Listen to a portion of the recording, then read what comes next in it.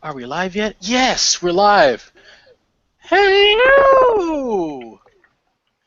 We're here. Welcome to the Matt Slick Beatdown Part 2. So, we're going to pick it up where we left off, where Matt Slick is about to have a fucking orgasm, proclaiming that he is going to be arrested soon. So, for those of you who want in on this, since we have, let's see, 1, 2, 3, 4, 5, 6 people, there are 4 spots. I'm going to be fairly picky, but for now, first come, first serve. If you're a douchebag, you can go fuck yourself. Okay. If you're cool people, then, hey, more than welcome. I'd rather have someone homosexual in here as well, just because. Did you send an invite to Heavy Holler? He should have had an invite, but let me make sure. Make sure you've sent one to him and Kizzy. I haven't. Well, if Kizzy can get in here, I don't know. Bisexual. Close enough. Great homosexual? Wait, did I just say that? Holy shit. Well, if you should be on air, I need the link so I can do the share for my audience. Okay, did somebody get the link? I'd appreciate that. Red line. And I'm using a slightly different ID today because I'm a lazy bastard. Which is fine.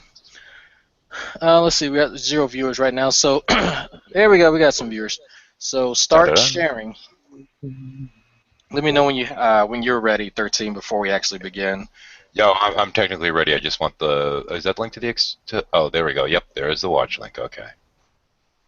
Copy and paste that sucker in here. There we go. Control V and share. Done. Okay, I am good to go then. Awesome. I noticed on my last video that I got quite a few thumbs down. I really don't get that many thumbs down. There's one person, I think is Dodgy Dave, that's really pissed off because I was talking about his boyfriend. I was talking about Andy. So it might have been him. Don't know. It might have been G-Man because I know he actually views a lot of my stuff.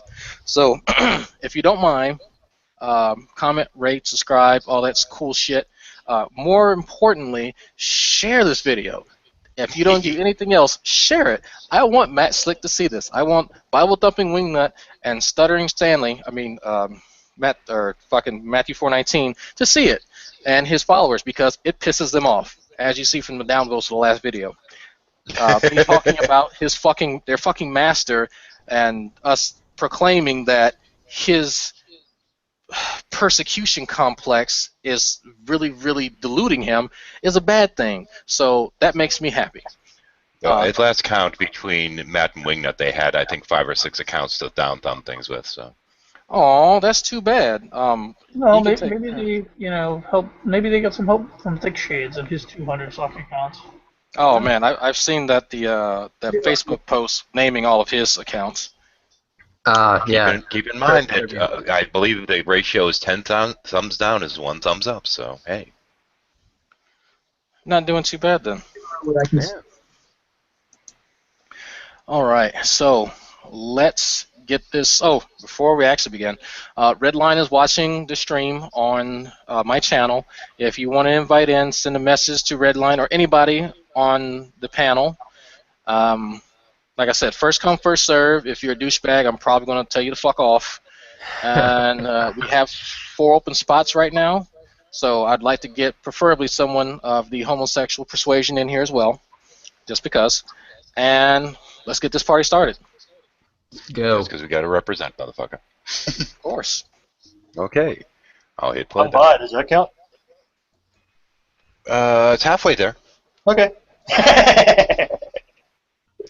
You could half get married before. Yeah, well, yeah, but I do lean women. I'm going to say far more women, but yeah, occasionally.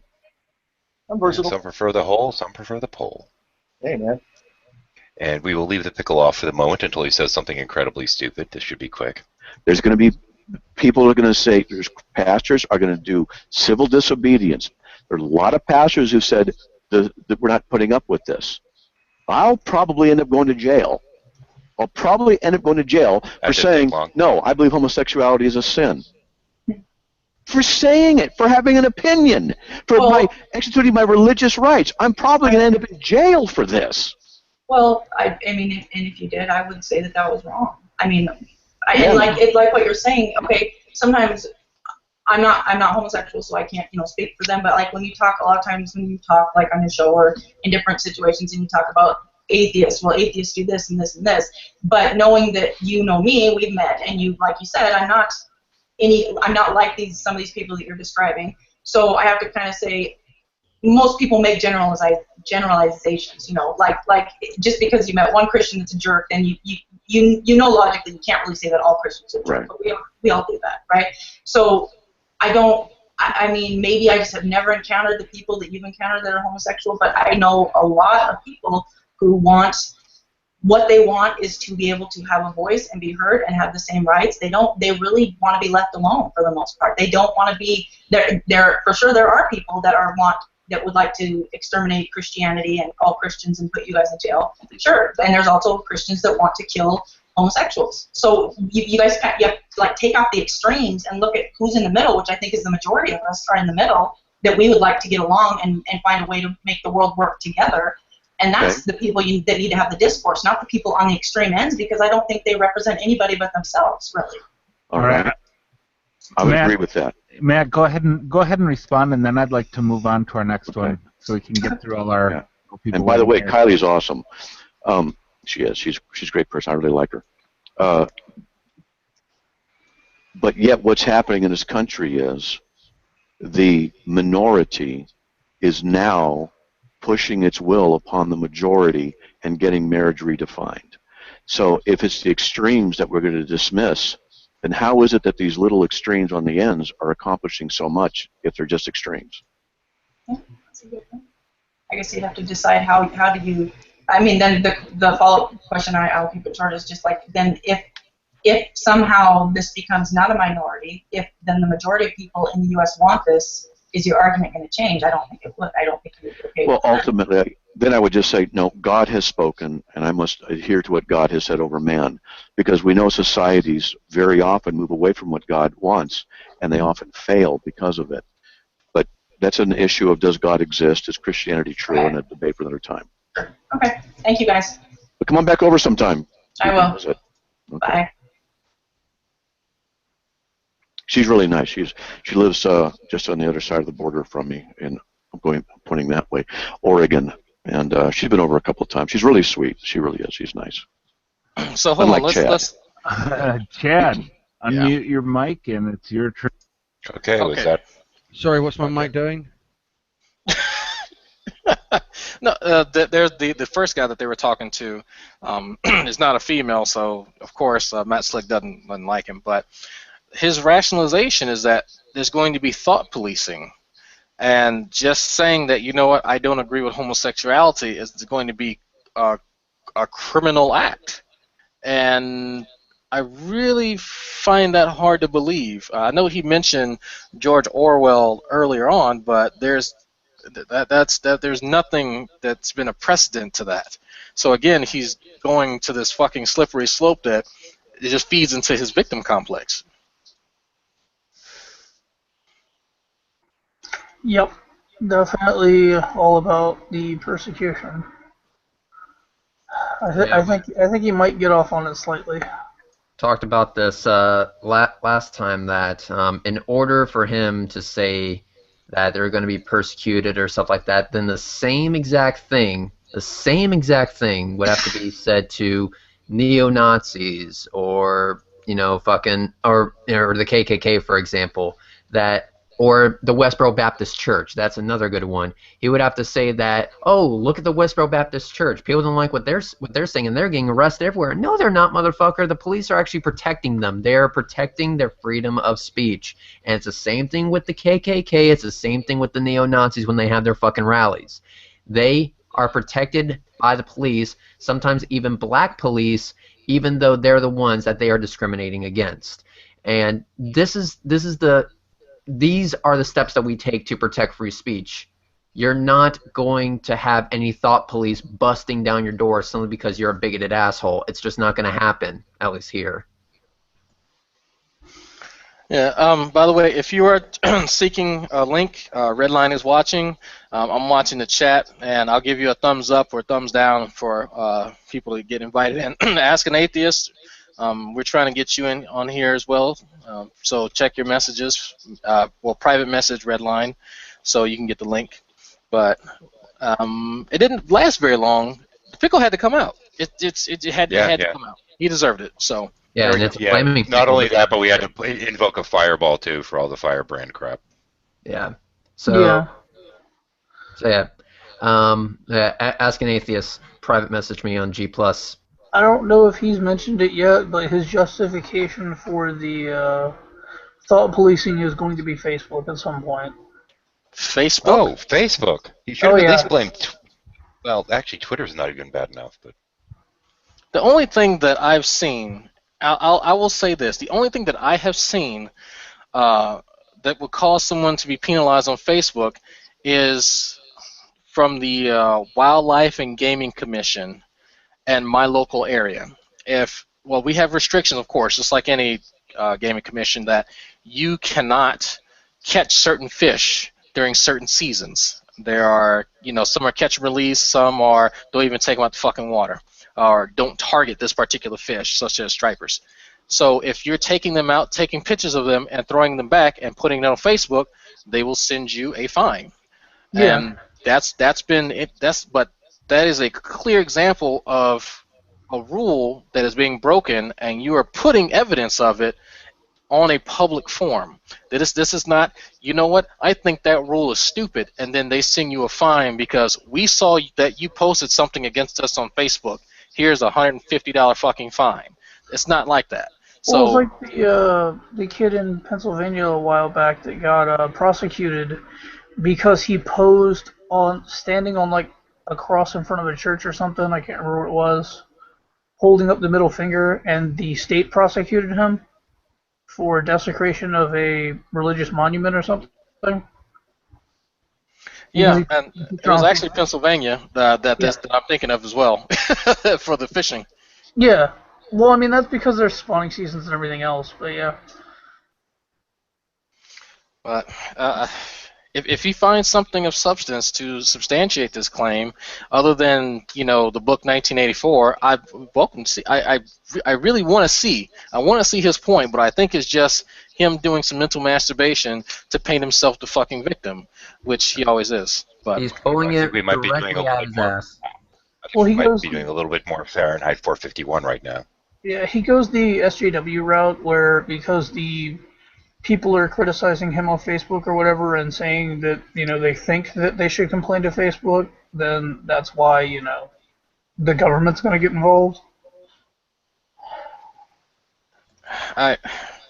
Maybe somebody that can explain his mentality a bit better than I can give us some light on this situation, but right now he just seems like a douchebag, which he seemed like in the first video.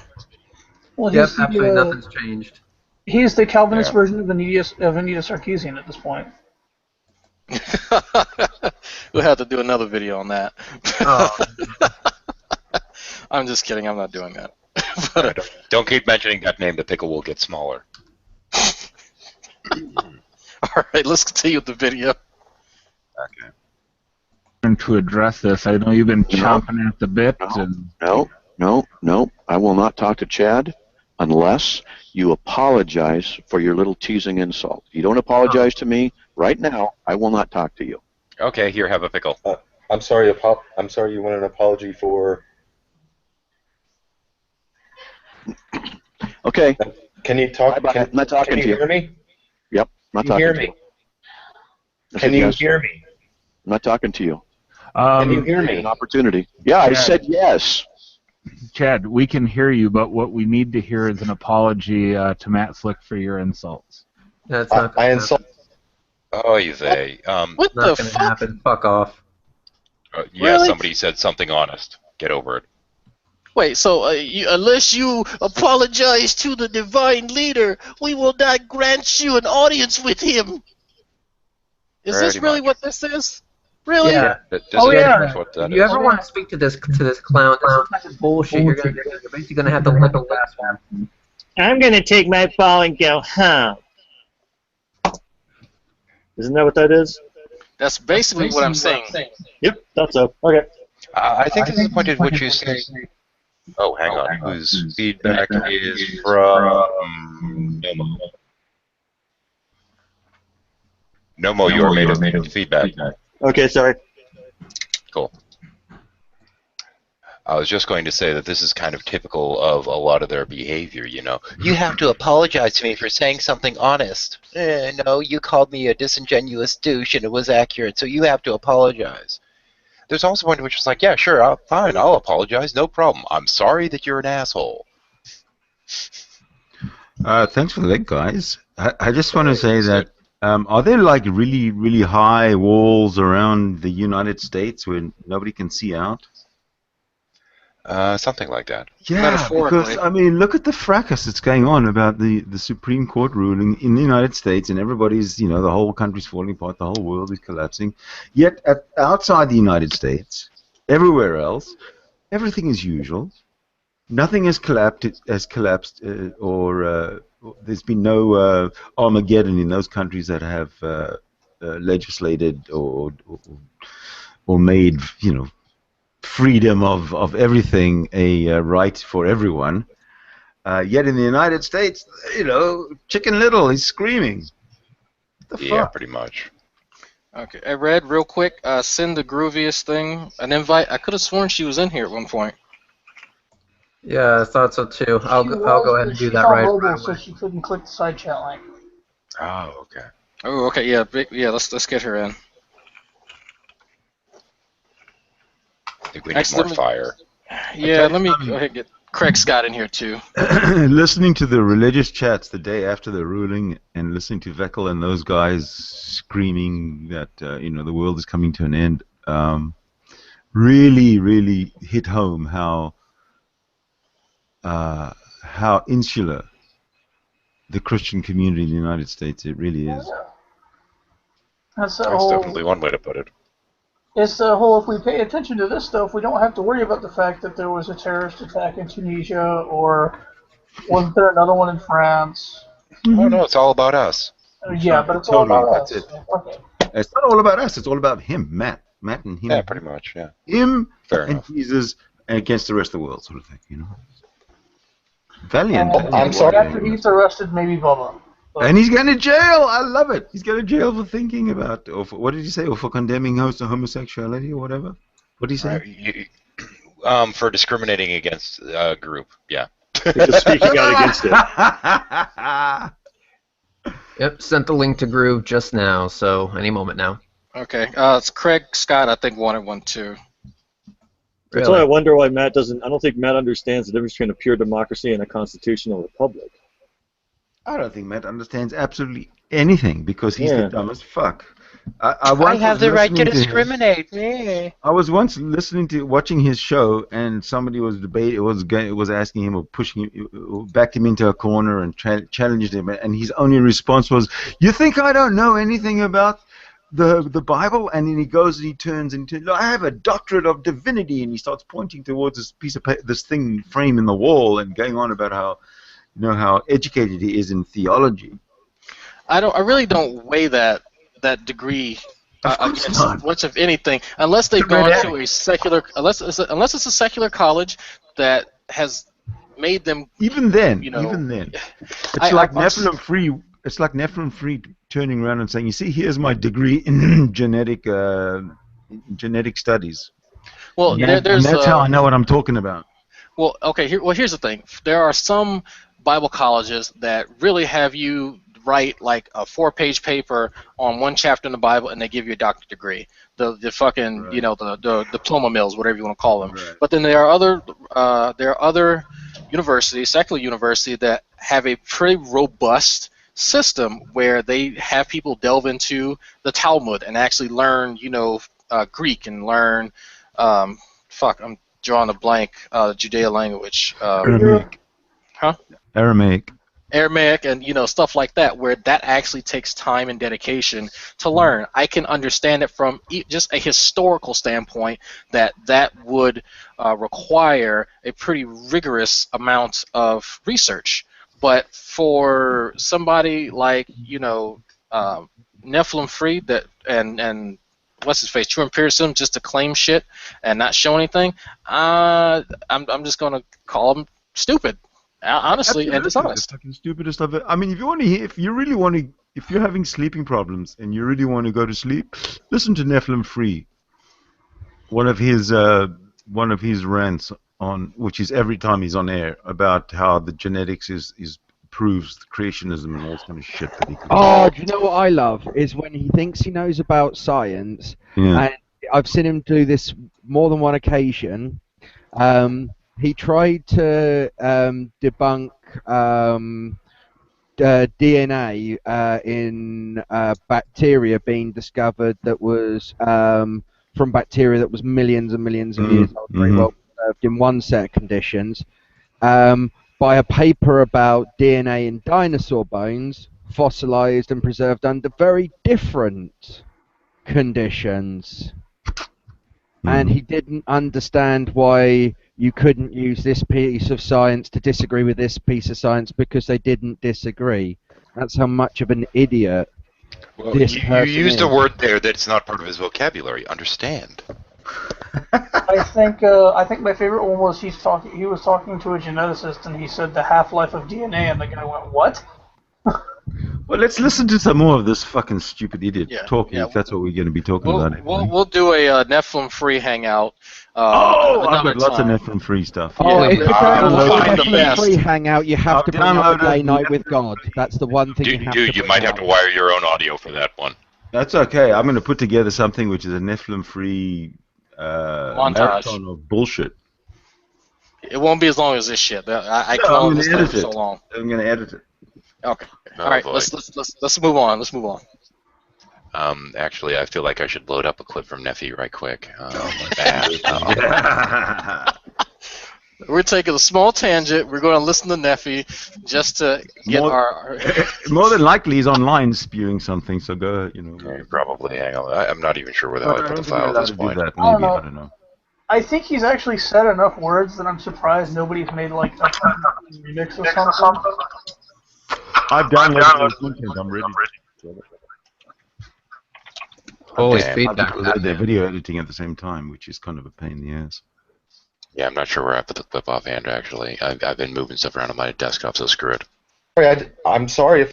Well, actually, hang on. Where's the Nephilim free?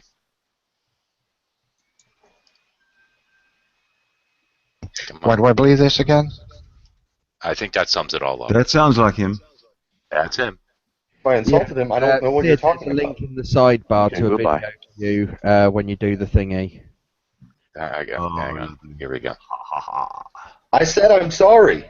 You said you don't know what it is. Why would you apologize for something you don't know about? Right. Okay, he's gone. Okay. I believe that next up will be the polymath. Can you talk?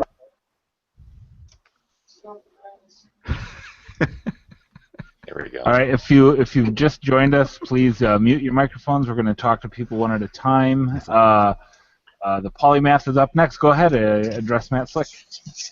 Hello, everybody. I haven't spoken to you in a long time, actually. You specifically, Glenn. So, I've been really.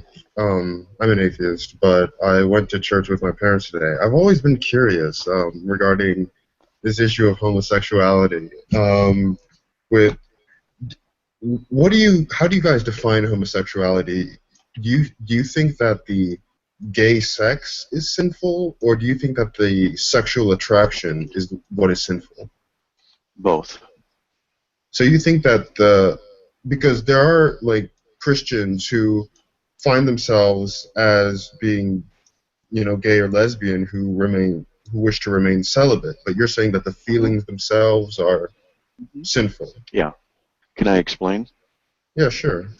Yes, talking to the flaming. So, for example, I have a natural desire to lie, and I don't lie. I've mastered it, but I Bullshit. have a natural desire to lie, and Yeah, so stop. stain. Oh, crap. That is bullshit. I'm calling BS right there. That is fucking bullshit. Because in the last little hangout that we had, we have discovered that you have a really fucking bad habit of lying through your ass. Oh my god. Yeah. Okay, we need to I don't take know. this timestamp. If anyone's watching, 25 people watching, get the timestamp of this because It's roughly 1 hour 3 minutes 41 seconds. Okay. I'm gonna comment that 1 hour 3 minutes 41. Yeah, that's where it's at now, which means it's already been said, so it's a touch before it. So anybody making a refutation of Matt Slick's arguments, please insert that in there, please, because he repeats it a few times that he has a natural inclination to lie. So anytime he's questioning anyone else's morality, I would also throw in that clip because everything he says is questionable. He claims to have mastered it, yet as we can clearly see, his pants are on fire. Because he's a liar. Yeah, I went ahead and commented that timestamp on the comment feed of this hangout. So go ahead, it's there for everyone. You lying sack of shit. Mm-hmm. Part of me is ungodly and unholy, and by definition is contrary to the will of God, and by definition it's sinful. That desire itself is a desire to do that which is contrary to God, so that desire is sinful. Okay. And if I were to carry that out, that would also be sinful as well. I see. So we recognize that, yeah, of course people have problems. You know, of course there are people who might be attracted to people of the same sex, and they struggle with it. They have my sympathy. They really do. I don't go out there and point fingers at you all. Fuck you. Fuck you. They don't have sympathy. Sympathy. What the fuck is that for? How is that going to help? They have you my live, sympathy fuckhead? because they're living in sin and going to burn in hell. Fuck you, you sack of shit. Anyway. They have your sympathy. They obviously don't have your God's sympathy. You know, I have come to hate Christianity so much since the Supreme Court ruling because of what they have put other fellow Americans, human beings, through for all these years.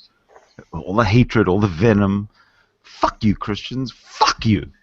Well, if you don't know what what Ask an Atheist is referring to, go to YouTube in your free time and type in homosexual PSA. And there were actually, for a while, several public access homosexual fear-mongering videos about how to identify potential homosexuals and equating them to pedophiles.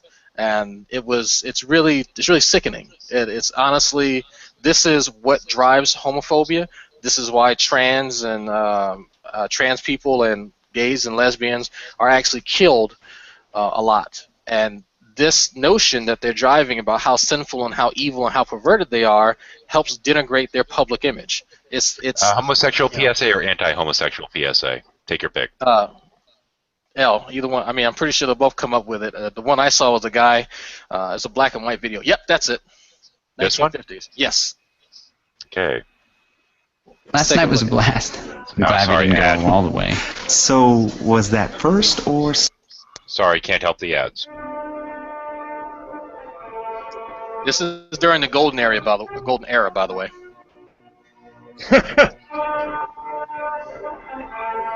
I'll leave the burning pickle right where it is. 50s, you mean?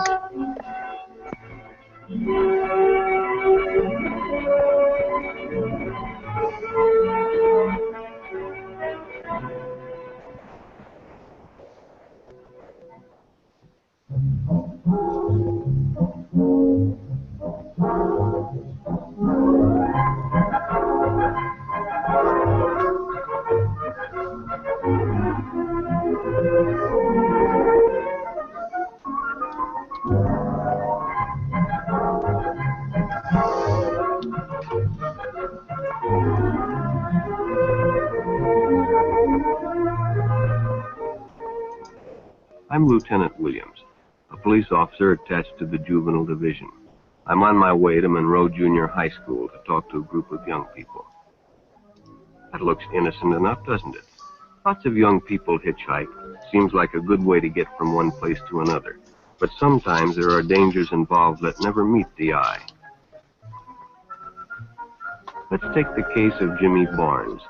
Jimmy played baseball all afternoon, and he didn't feel like walking home, so he decided to thumb a ride.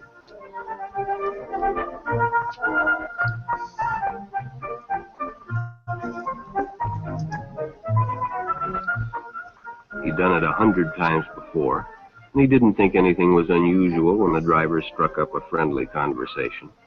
In fact, he seemed like a real nice guy. He asked Jimmy if he played baseball in the park often. Jimmy told him they practiced 3 times a week and played a rival group on Friday afternoon. The stranger was a good listener, too, and had only seen minutes before they pulled up in front of Jimmy's house.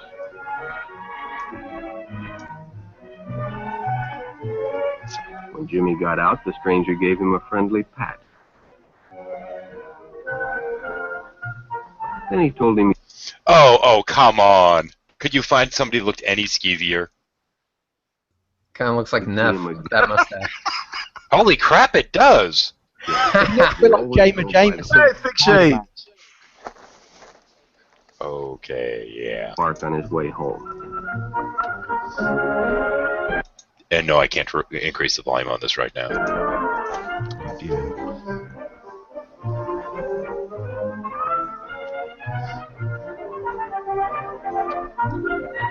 Fucked up shit. Sure enough, the following day, when Jimmy finished playing ball, well, the man was there waiting. Because gays are clearly stalkers. What the fuck? Seriously? So gays with shades, Oh, it gets right? better. It gets better, Ed. Oh boy. I think this is more amusing to watch, actually. Yeah. They stopped at a drive-in, and the stranger treated him to a Coke. Oh, clearly it said shrimp and chicken. This is supposed to be telling us something. During their Oh, wait, did he say conversation, a Coke or a cock there? I didn't catch it. We'll leave that a mystery. Uh-huh. Yeah. I don't know. Should I leave the burning pickle up or just take it down for now? told several off-color jokes. But Jimmy had heard others before, and, well, it made him feel big to so easily win the confidence of an older person. Made him feel big, eh? Made him feel comfy.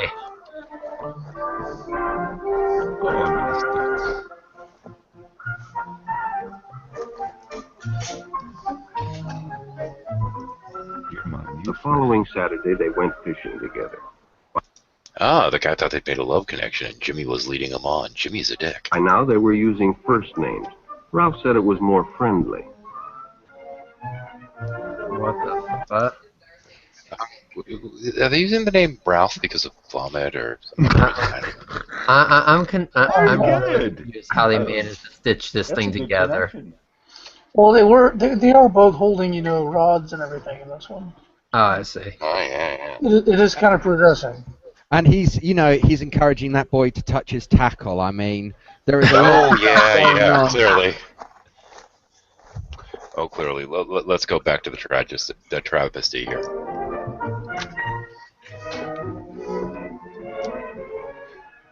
Jimmy hadn't enjoyed himself so much in a long time. This is turning a bit Chicka 50 Shades of Gay. Oh. Now you gotta touch this here rubber worm, and you gotta hook it. Grab that rubber worm and hook it.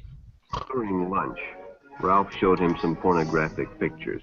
Jimmy knew he shouldn't be interested, but, well, he was curious. What Jimmy didn't know was that Ralph was... curious. Oh, wait. What Jimmy didn't know. Dun, dun, dun.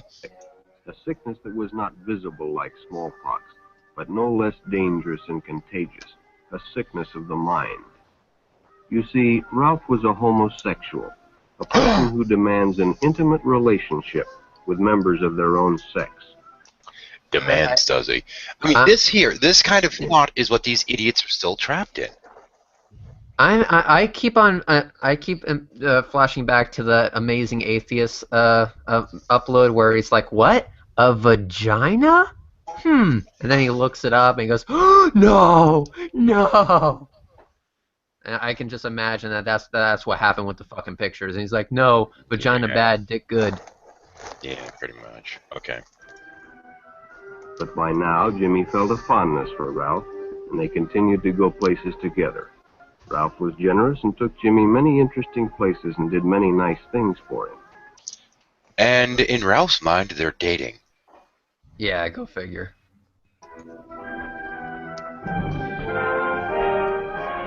He bought presents and even gave him money. And it never But Yeah, payments were were people back then like abnormally retarded, or? Yes, yes, they were. Was this an actual thing? I mean, I know they didn't invent color back then, but fuck, I didn't think they were this bad. No. Apparently, all these kind of things wouldn't be a sign of anything because, of course, gays don't exist, so you wouldn't think anything of it. Apparently, This doesn't. I'm sorry, but in that everything case, everything that the Ralph character is doing is things you do with somebody when you're dating. yeah, this is not raising any red flags with them. I find this video to be even more horseshit than the fact that it is pure horseshit. There's shit on Just top thinking, of shit. I'm using Ralph. Yeah, Jimmy's like, I'm using this idiot. Haha. There we go. in return. You see, Jimmy hadn't recognized Ralph's approach soon enough. When Ralph first asked Jimmy to go fishing alone, he should have discussed it with his parents or teacher. John. Finally, Jimmy told his parents, and they reported it to the juvenile authorities. Ralph was arrested, and Jimmy was released on probation in the custody of his parents. Really? Okay. So he was arrested for having a crush on someone? I missed the crime, so I was looking somewhere. Yeah, I mean, it's not like there was any actual sex or anything. What the fuck? No. The crime was sitting there and, well, he was kind of going on dates with him, but, you know, Jimmy didn't know any better. We could say they had probably sick fantasies, but nothing actually happened. I'm guessing homosexuality is a crime. So then why No, did you I mean, look at the way that young man is. Oh, he was touched. He got a finger in the bum hole. Uh-huh.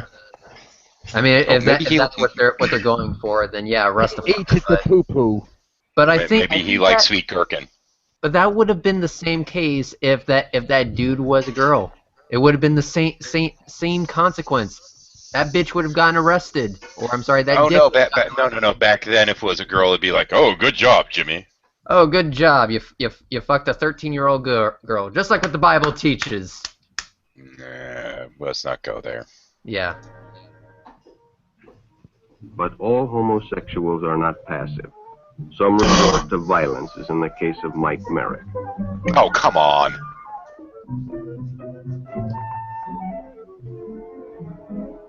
In the heat of competition, no one noticed the man who sat and watched.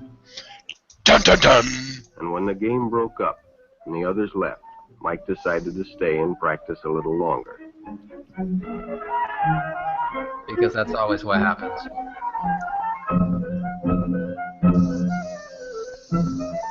I don't know, Mike's looking a little limp-wristed with the way he's throwing that ball around. A stranger joined him.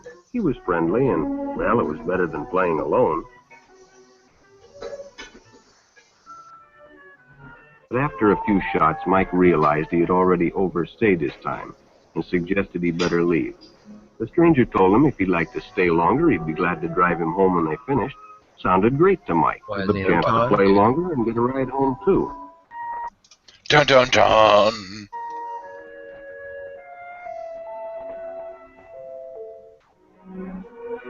This is really horrible. Nothing about this video is making any sense to me. It's like no red flags. Either these have to be the dumbest. That bow tie is Who bothering the fuck plays, like, basketball in a tuxedo? Fuck if I know. These apparently kids, evil gay predators. What the fuck? These kids have to be the dumbest motherfuckers I've ever seen. It's almost like they're Scooby-Doo villains as well. It's like, look at this guy. I'm expecting somebody to come up behind him and like pull a mask off of him, and it turns out he runs a water slide or something.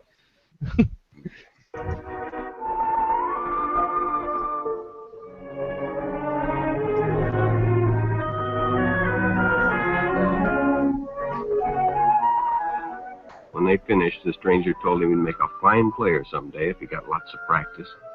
The companionship, the praise, the friendly attitude dispelled any misgivings Mike might have had about going with a stranger.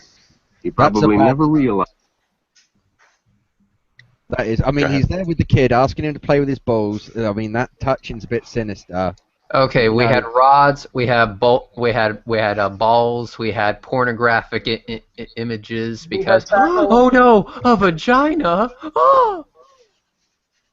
Until too late that he was riding in the shadow of death. But sometime that evening, Mike Merrick traded his life for a newspaper headline. Dun dun dun.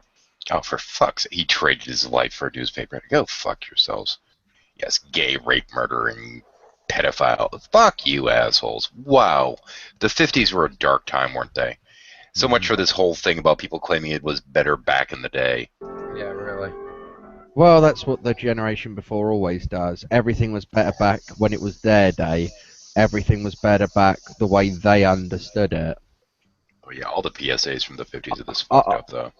I mean, as I've shown stuff from the war, like just some of the attitudes towards women, in like, you know, oh, you can be a secretary or nurse in the army, and stuff like that. But I mean, this is more fucked up because whilst you can say, and it's one of these problems with a lot of these bigoted groups, they try and hide behind this idea of, no, we're just talking about the dangerous predatory homosexuals that prey on young boys who are, you know, going through puberty, and they exploit that and exploit their naivety to basically groom them. A minority of people who are a problem, a bit like fundamentalists of a religion or any ideology, are generally a vocal minority, but they're then trying to make that all homosexuals, and that's where you cross the line into being a concerned No. into They a either bigot. try to date. They either date you and throw all kinds of gifts at you, and then you have them arrested for it, or alternately, they're horrible, evil people that are going to try and murder you after butt raping you. I mean, this is why it's important to let people know that gay people aren't these horrible, evil things. I mean, what the fuck? Well, unless you're this asshat, on the other hand. Yeah. Poor fucker probably grew up with this though. Probably grew up. He probably watched this once a day during cartoons or some shit. Jerry got the papers ready for Jerry's afternoon delivery. They only casually noticed the two boys that raced by in the afternoon traffic, and they didn't pay much attention to the car that drew up shortly afterwards until the man called them over. Ah, he's a serial killer now. Had two boys been by on bicycles? The boys nodded they had. Could they recognize them if they saw them again? Well, Denny guessed he could. And hop in, the man said. Those are stolen bikes. Without giving it another thought, Denny got in and the car sped away. Jerry watched. He'd been told many times, if a friend got in a car with a stranger, to write down the license number. It didn't seem to apply, but, well, fortunately, he marked it down.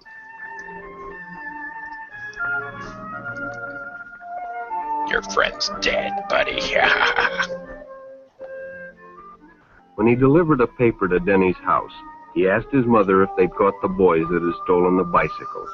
Denny hadn't returned, so he told her the story and gave her the paper with the license number.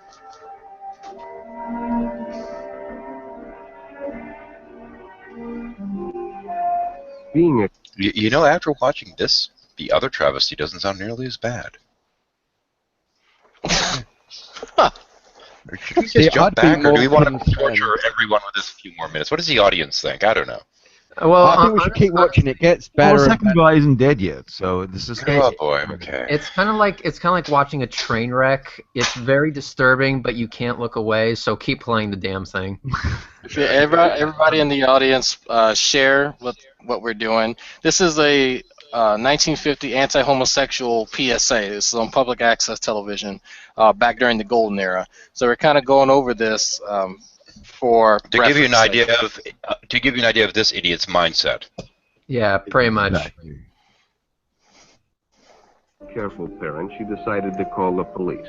Jerry supplied the necessary information, and the stranger's car was quickly spotted. It was a good example of how important it is to always get the license number and description of any stranger who takes a young person off alone, no matter what they tell you.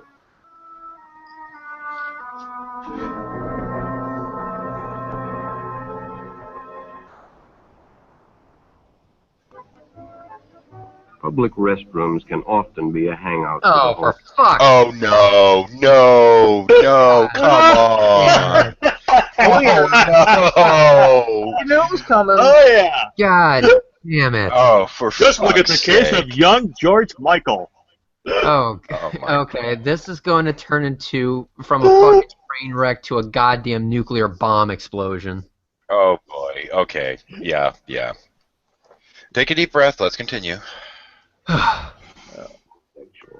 Bobby and his friends hadn't noticed the man who had been in the restroom when they changed, and as it was late, he suggested they take the shortcut under the pier, but the others preferred to take the more traveled way home. Dun, dun, dun.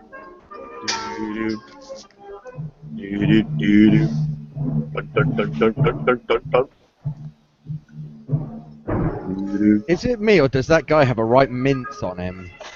Yeah. No, I think that's part of the point. Like, do you think they turned around to him and said, "We want you to really mince it up like you're a proper queen"? Well, I don't know. I think they might have modeled Jason Voorhees after him a little bit. Look at the hole in the Bobby fence. recognized the stranger as the man in the restroom. The shortcut under the pier didn't seem like a good idea at all. Okay, Jason, keep walking after him. Ironically, he couldn't be buggered. Yeah. Apparently. After all, it's more fun to stay with your friends anyway. Bobby had made a wise decision. It may have saved his life. Are you Or at least his fucking right? ass. Yeah, I'm gonna go after this kid, but I'm not gonna bother chasing after him because too much effort. You know, rape, murder, you know, but running, fuck that. Yeah. You know all of the silly kids who got caught by this, yeah? Is that because in school they're a little behind? Oh. But The decision is always yours, and your whole future may depend on making the right one. So no matter where you meet a stranger, be careful if they are too friendly, if they try to win your confidence too quickly, and if they become overly personal. They might be an evil gay person. I'm One sorry, never knows when British people just learn to be like that with any stranger anyway. If anybody starts being overly nice to you, we don't like them. It's like, you know, when you go to like Apple Store and stuff like that in America, they're always like, there's really cheery, lots of customer service stuff. You tried that in England, you get punched in the face. Hey, look at the screen. I think we might have had a car accident. I think it hit the pickle. Well, that's how they started teaching us in the 80s was, you know, if you see a stranger, you know, be wary. Not The that stranger Whether they're danger. straight or gay. I mean, I'm surprised they were biased only towards gay people, as if it was only gay people that were, you know, sick fucks. The thing is, the way they're painting it is, this is the way gay people are. Roar, they have this horrible sickness, and they're out to get your children, and they're fuck you. I think this come is on, we where gotta the get it right. recruiting thing came from. I really think this is how that whole concept of gay recruiting stemmed from, like PSAs like this. That's part of it. But also, I want you to notice how racist the PSA is too, because there wasn't a single black guy in it. Everybody was great. No. It was the 1950s. Nobody was black back then. Oh, I see. Do you know what I think the funny thing is that this is pre-70, so the thing you've got to remember is that if you were a man having sex with like a 13-year-old girl, yeah, no one had a problem with that in this time, yeah? The police would often cover it up, especially if you were a politician or at the BBC. Well, but if you were having sex with a boy, that was bad. That was being evil. That gay and pedophiling young boys, that was wrong. Well, most of the scandals we've had lately about people diddling young boys has been female teachers. yeah. But Quite also a lot. remember And also that, because women outnumber men in teaching often in places around about, you know, like 4 to 1. Yeah, Hang on a second. anybody remember Hang on. The additional voice, was that Vincent or who? Yeah, it was me. Go ahead. Does anybody remember the beginning of this video where it says this video was filmed by the Inglewood Police Department? Yeah, as well as the school district. Uh-huh. So this was actually put out by a police department. That's scary. Yep. And also a bunch of cases where we have little altar boys getting fingered in the bum is from the Catholic Church. So But that's okay, they're not strangers. Homosexual is about. He may appear normal, and it may be too late when you discover he is mentally ill. And that's the crux of it. There was actually a substantial period of time that homosexuality was actually listed as a mental illness. Yeah, I think this is a few decades before they actually took that off the books. Yeah. That and drapetomania. Drapetomania? Is that what it was called? Yeah, drapetomania. Drapetomania, yeah, female hysteria. Oh, so much better back in the good old days. But the drapetomania was an ailment that quote unquote slaves had that when they ran away from their masters. By the way, for those that don't know. So keep with your group, and don't go off alone with strangers unless you have the permission of your parent or teacher.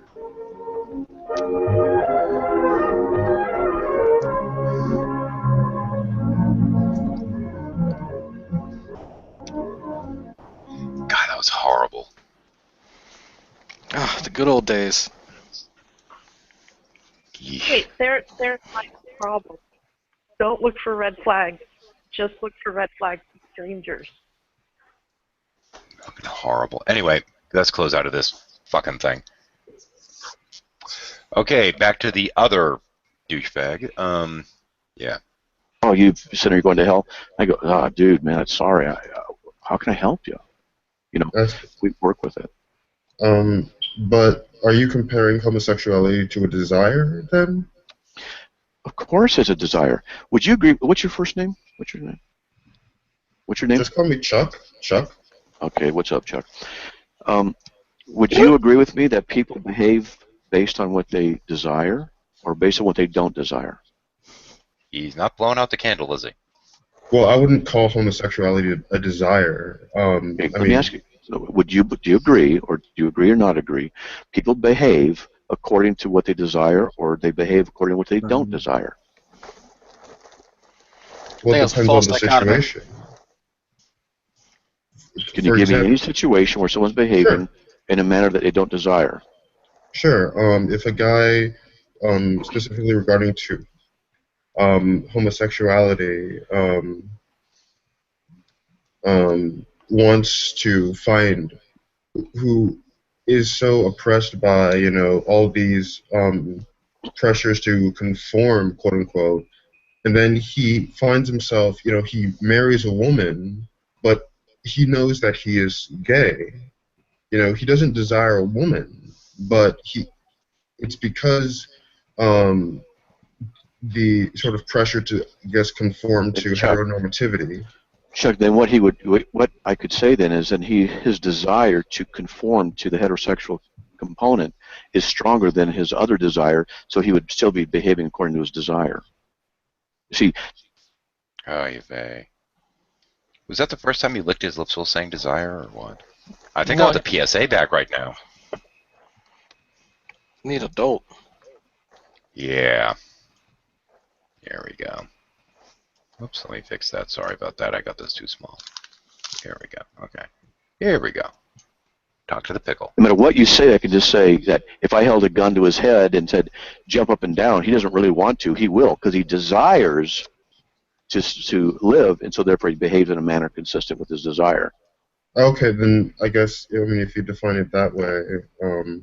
Well, the point is that homosexuality is a desire.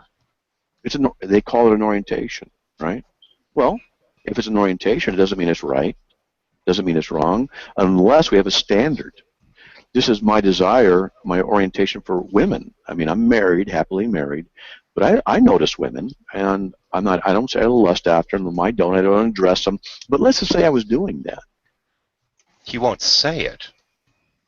Yeah, but we all know he does it. Quit lying to yourself, you sack of shit. Yeah, seeing as he apparently has a problem with lying. Oh, wait, no, he's mastered it, right. And, which I don't, but let's just say I was. Well, that would be a sinful thing to do. It would be wrong to do. And so just because we have an orientation doesn't mean the orientation is okay. If I was oriented to lie all the time. I thought you said you were. So, what would you say to... Go ahead. Sorry. That's okay. Go ahead. Yeah. What would you say to a Christian who does, in fact, find himself or herself to be attracted to someone of the same sex, and who has tried, because I just watched a documentary just a couple days ago on gay conversion therapy and the horrors that come with it, and It's you know biased. what? I know homosexuals who've left their homosexual lifestyle, become Christians, and left it and are quite happy. Shall we talk about science? Actual fucking studies that have shown that it's ineffective and is abusive.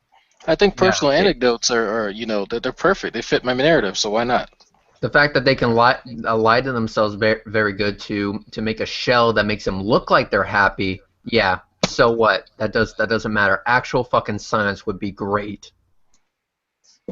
Good fucking grief. Hang on Yeah, a you second. don't need an opinion on a fact. John Oliver put that beautifully when he said that. You don't need an opinion on a fact. Ask people, do owls fucking exist? Doesn't matter what your fucking opinion is. It's a fact.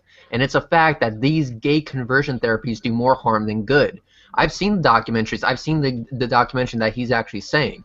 And it is the most fucked up thing I have ever seen in my entire life. I would much rather watch One Man, One Jar than watching that shit, because it made my skin crawl. Hang on 1 second. Can Yeah, the I movie interrupt for Say just a sec? was really funny about stuff like that. Can I interrupt with something completely unrelated for just 1 second? Go for it. Okay. I just saw in my feed on G Plus that the Oklahoma Supreme Court has ordered the removal of the Ten Commandments from the state capitol. Nice. So, there's a plus. Ooh, that's not gonna go down well. It's not. So that'll be our next issue probably that comes up this week.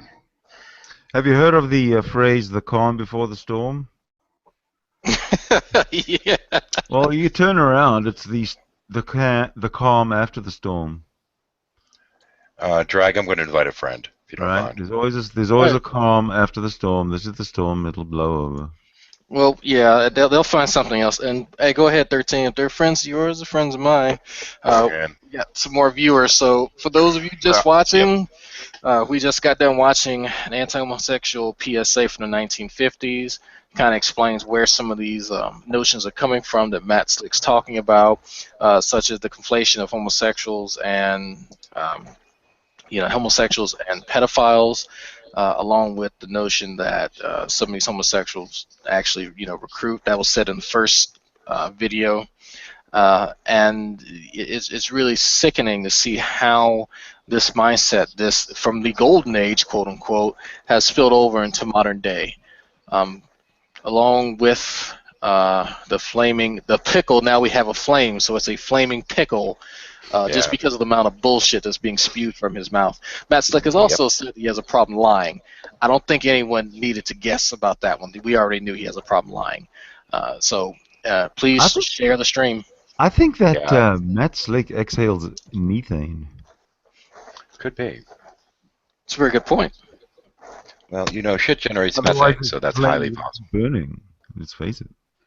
Well, I think that's more to do with the amount of friction that he's putting down on it. Friction.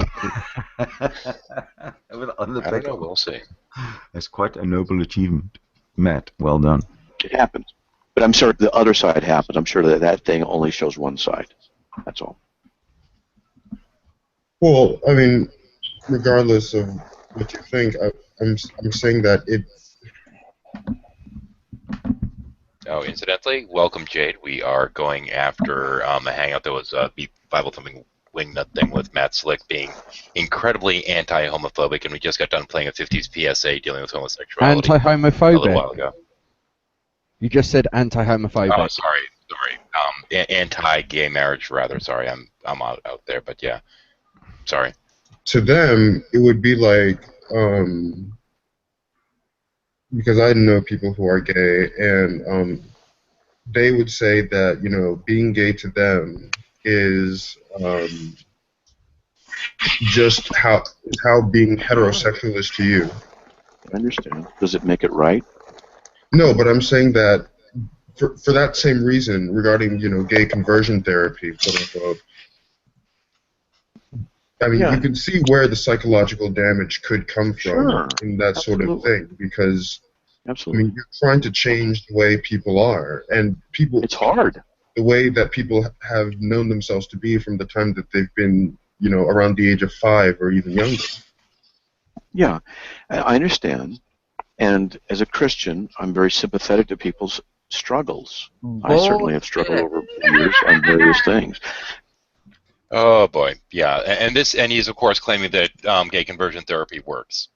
That is the biggest load of caca I have ever heard. Seriously, you don't have sympathy. If you had sympathy for him, you wouldn't be bashing gay people simply because they want equal rights. If anyone didn't know in the audience, gay conversion therapy is now illegal for a reason. Yeah. Oh, and science has shown. Go ahead, Jade. There was just a court case where some men sued a gay conversion group because the gay conversion group, it's a Jewish gay conversion group, can't remember the name, and because they said they could make the men straight, the men. Jade, you're really quiet. I am? Yeah. Yeah, your mic's off. Hang on, try something. Is this any better? No, a little bit. Okay, hang on. I'm gonna unplug my mic and plug it back in.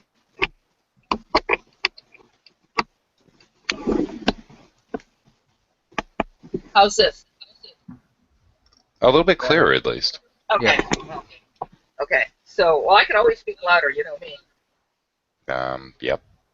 Okay. So let me know if you can hear me okay, or if I need to speak any louder. I think that might do it. Okay. Good. What I was going to say is some men. Oh crap! There we go. Some men just recently. Okay, some men just recently sued a gay conversion group. It was a Jewish gay conversion group, and they won in court because the conversion group said that they could make the men straight, and it didn't work. So this was actually a very momentous decision.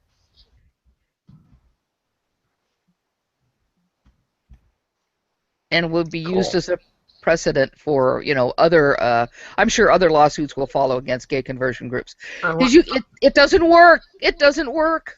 I want to get the transcript from that with the judge going. Can you please tell me, as the defendants here, what the actual fuck you were thinking? Excuse the pickle. There we go. I'm trying to see if I can resize this right. There we go. Yeah. Got to get the pickle in the right place. We have place. flaming pickle today. Hold on, shouldn't it be black and white and a little bit dodgy when you say, excuse me, I'm just trying to resize the pickle?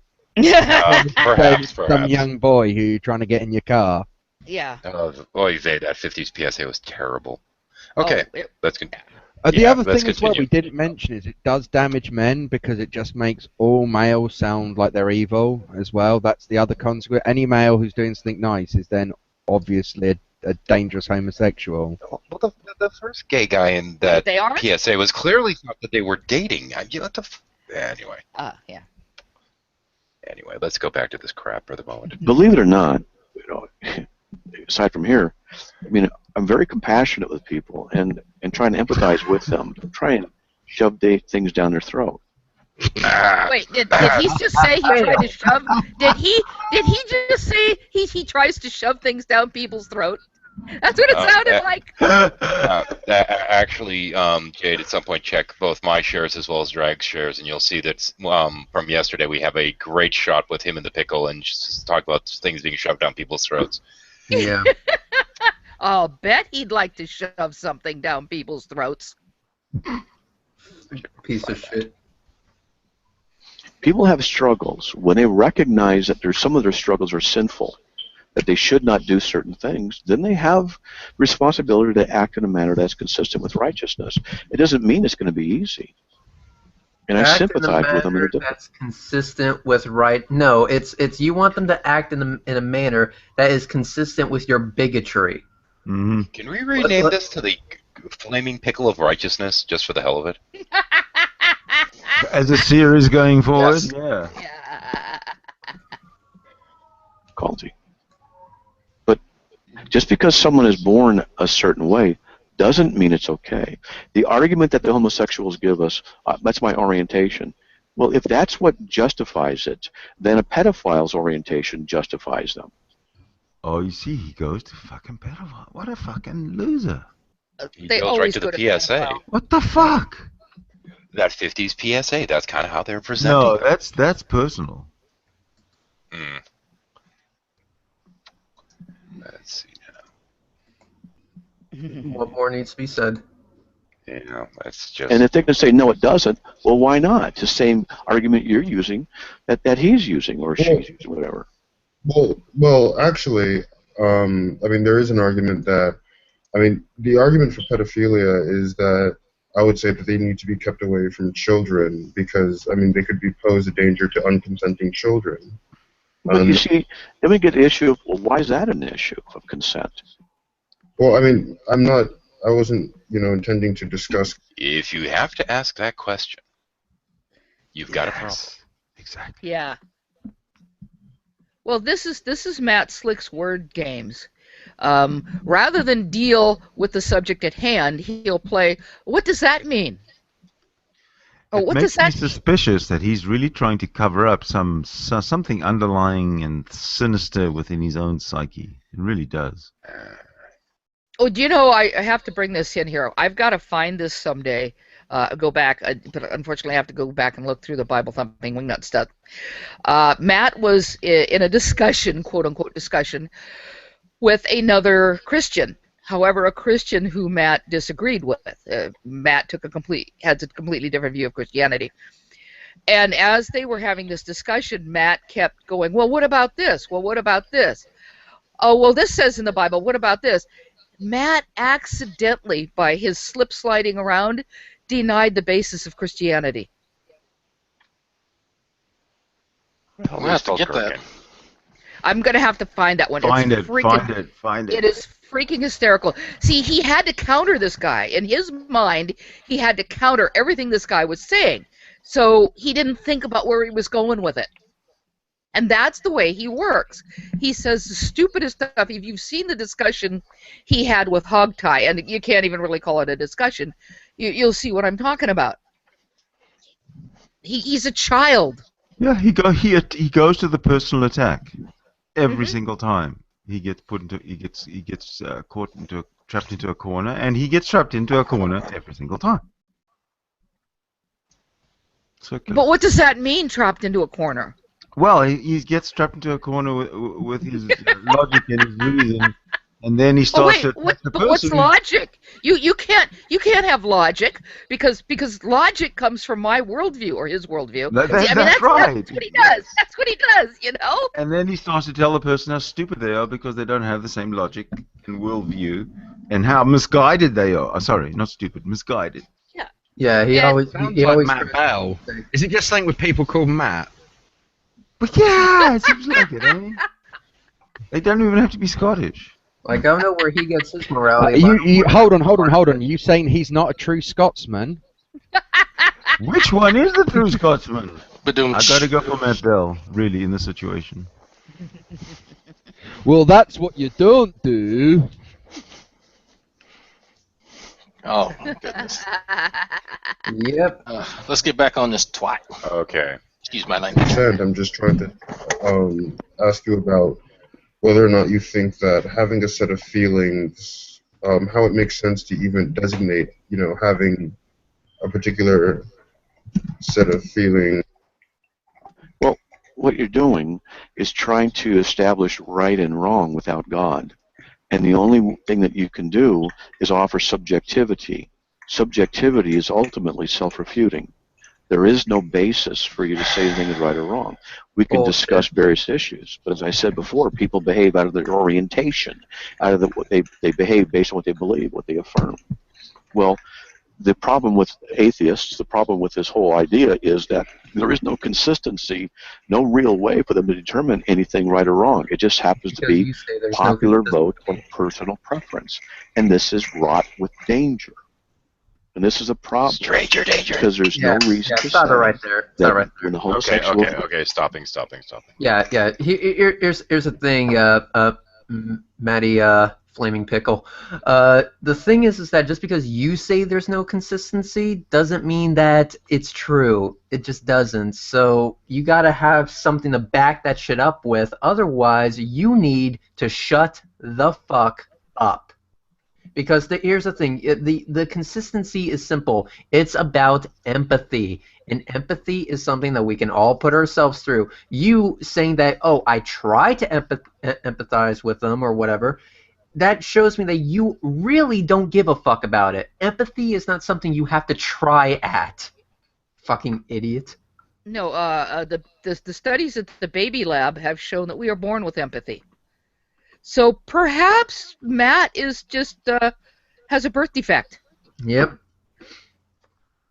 And he has a flaming pickle in his face, so yeah. That's a fucking great point. Maybe he's just acting on his desires, or lack thereof. Think about that. That is a very, very, very valid point. Matt has a birth defect. Well, it would explain why he's a Calvinist. Well, yeah, and he's so different from everybody else. He can't help it. He was born that way. He was born that way. Oh, we should start up a Patreon account. Yeah, By Matt Slickerheart. By Yeah, Matt Slicker, one of those asshole syndrome. Yeah, one of those Stephen Hawking wheelchair things, so that he doesn't talk shit anymore. He gets a computer to do it. But aren't people who have no empathy, aren't they called sociopaths? Yes, exactly. Psychopaths. Yep. There's Well, technically a new sociopath, classification. Sociopath. There's now it's antisocial personality disorder. It's all rolled under that. But yeah, basically. Well. Oh, I like sociopaths much better. Ha. But Sociopath is such a lovely word. Marriage redefined. There's no reason to say that you can't also use the same arguments for pedophilia. If you say consent's an issue, why is consent the dividing line? Oh, for fuck's sake! Well, you know what? He has a point. Let me just say he has a point. I don't see any reason why 5-year-olds shouldn't be able to go down to the liquor store and buy vodka. As long as they get the permission from mommy. Well, since when did God Daddy. care about consent? Or daddy. Yeah. Well, I'm trying to figure out since when does his God care Or about babysitter. consent? if he wants to go there, I didn't. Maybe I missed a passage where God grants consent. Your government doesn't mandate anything of that nature. So I'm really curious as to why, if he truly holds this position, why he follows any laws that are not biblical or not, in particularly ordained by God himself, if he thinks they're just all subjective. Because he's a cherry picking tutti frutti. It seems that way. And even from a religious point of view, all we have is subjectivity. Yeah, because I didn't mean to do that. Even if you say that yes, we have these rules, laid down by God, the interpretation of those rules is subjective. Each individual interprets them subjectively because that's all we have is subjectivity.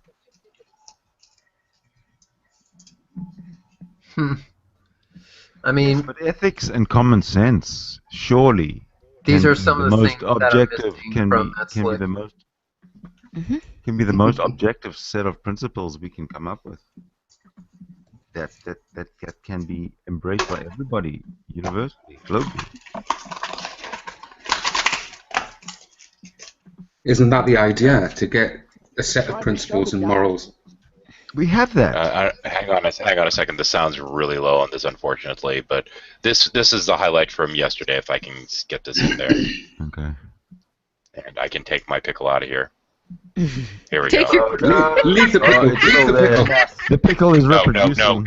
This is from yesterday. This is from See You Next Tuesday's channel. They're trying to shove it down our throat. Oh, let me see if I can get the video to play properly. It did this to me yesterday. Here we go. They're trying to shove it down This our is throats. great. They're trying to shove it down our throats. They're getting a. There we go. One more time, just because I have to. They're trying to my shove God. it down our throats. They're getting a. Okay. Anyway.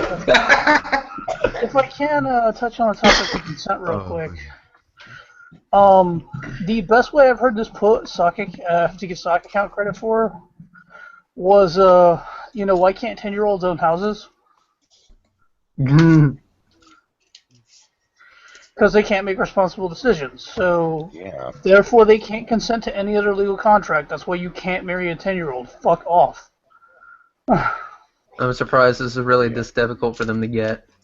Well, I mean, medical science proves that, I mean, when you're going through puberty, you're racked with hormones, that a lot of your ability to make clear decision making isn't there. Oh, it's right out the window. I don't think that's really his argument. His argument is that the fact that it can change, and that if it can change for the better, supposedly it can change for the worse. So if you have God's law, which of course is right all the time, it can't change. So it is then thereby superior to any other version of morality.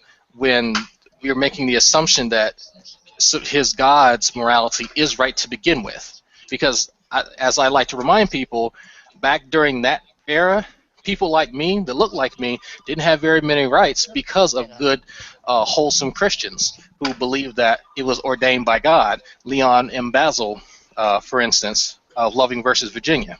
So he would have to actually demonstrate this because history says differently.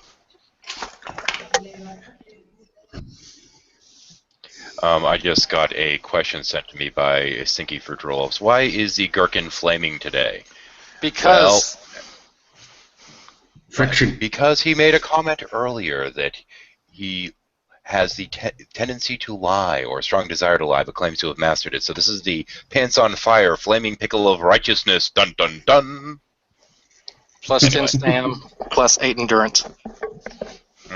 Danger, and this is a problem because there's no reason to say that when the homosexuals get marriage redefined, there's no reason to say that you can't also use the same arguments for pedophilia. Oh, for fuck's sake. They didn't redefine it per your book. What? What? Excuse me, could you... What did he just say? Matt, could you just repeat what you just said? I could make him repeat it if you'd like. I don't believe I heard what I heard. I just don't believe it. I'm sorry. Okay, hang on. I have to go back a little bit further because it's harder to track on something this long. I mean, they could pose a danger to unconsenting children. But you see, then we get the issue of, well, why is that an issue of consent? Well, I mean, I wasn't, intending to discuss consent. I'm just trying to ask you about whether or not you think that having a set of feelings, how it makes sense to even designate, having a particular set of feelings. Well, what you're doing is trying to establish right and wrong without God. And the only thing that you can do is offer subjectivity. Subjectivity is ultimately self-refuting. There is no basis for you to say anything is right or wrong. We can discuss various issues, but as I said before, people behave out of their orientation, out of what they behave. Oh, he's dodging the pickle. You see that? He's dodging the pickle. I have my money on the pickle. Well, the problem with atheists, the problem with this whole idea is that there is no consistency, no real way for them to determine anything right or wrong. It just happens to be popular vote or personal preference. And this is wrought with danger. And this is a problem because there's no reason to say that when the homosexuals get marriage redefined, there's no reason to say that you can't also use the same arguments for pedophilia. If you say bullshit. Yeah. Yes, there is. Yes, there is. And again, he's playing that nasty, the pedophilia part. First of all, let's be clear. Something that Matt never is.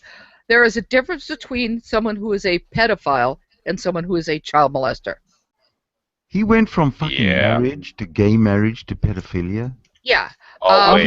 He's using the same argument like we can't legalize cannabis because fucking feel physically we had to legalize cocaine and heroin. It's the same sort of slippery slope. He reminds me of is he Catholic? No. No, not even close. Don't say that.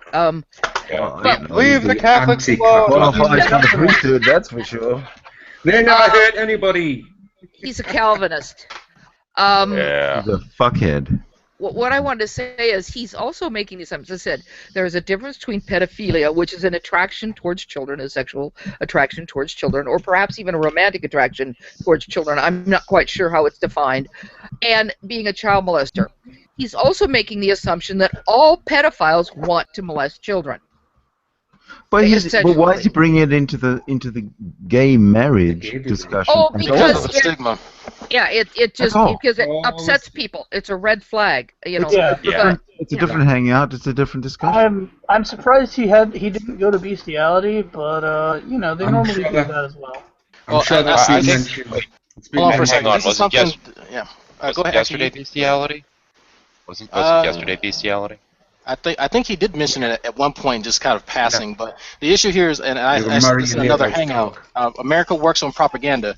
When people hear atheist, they associate it with communism because of the Red Scare, because of the propaganda. So when you associate a homosexual with a pedophile, that same stigma pops up, and people have been indoctrinated with it to the point that they instantly recoil, even without even noticing it. So that's why he's doing this. It's not just that, because the Conservatives have really sort of made their main sort of thing about aligning themselves with religion. And wholesome They're family well known values. for it. So whatever is the opposite of them must also be the opposite of Christian as well. I think that's another thing.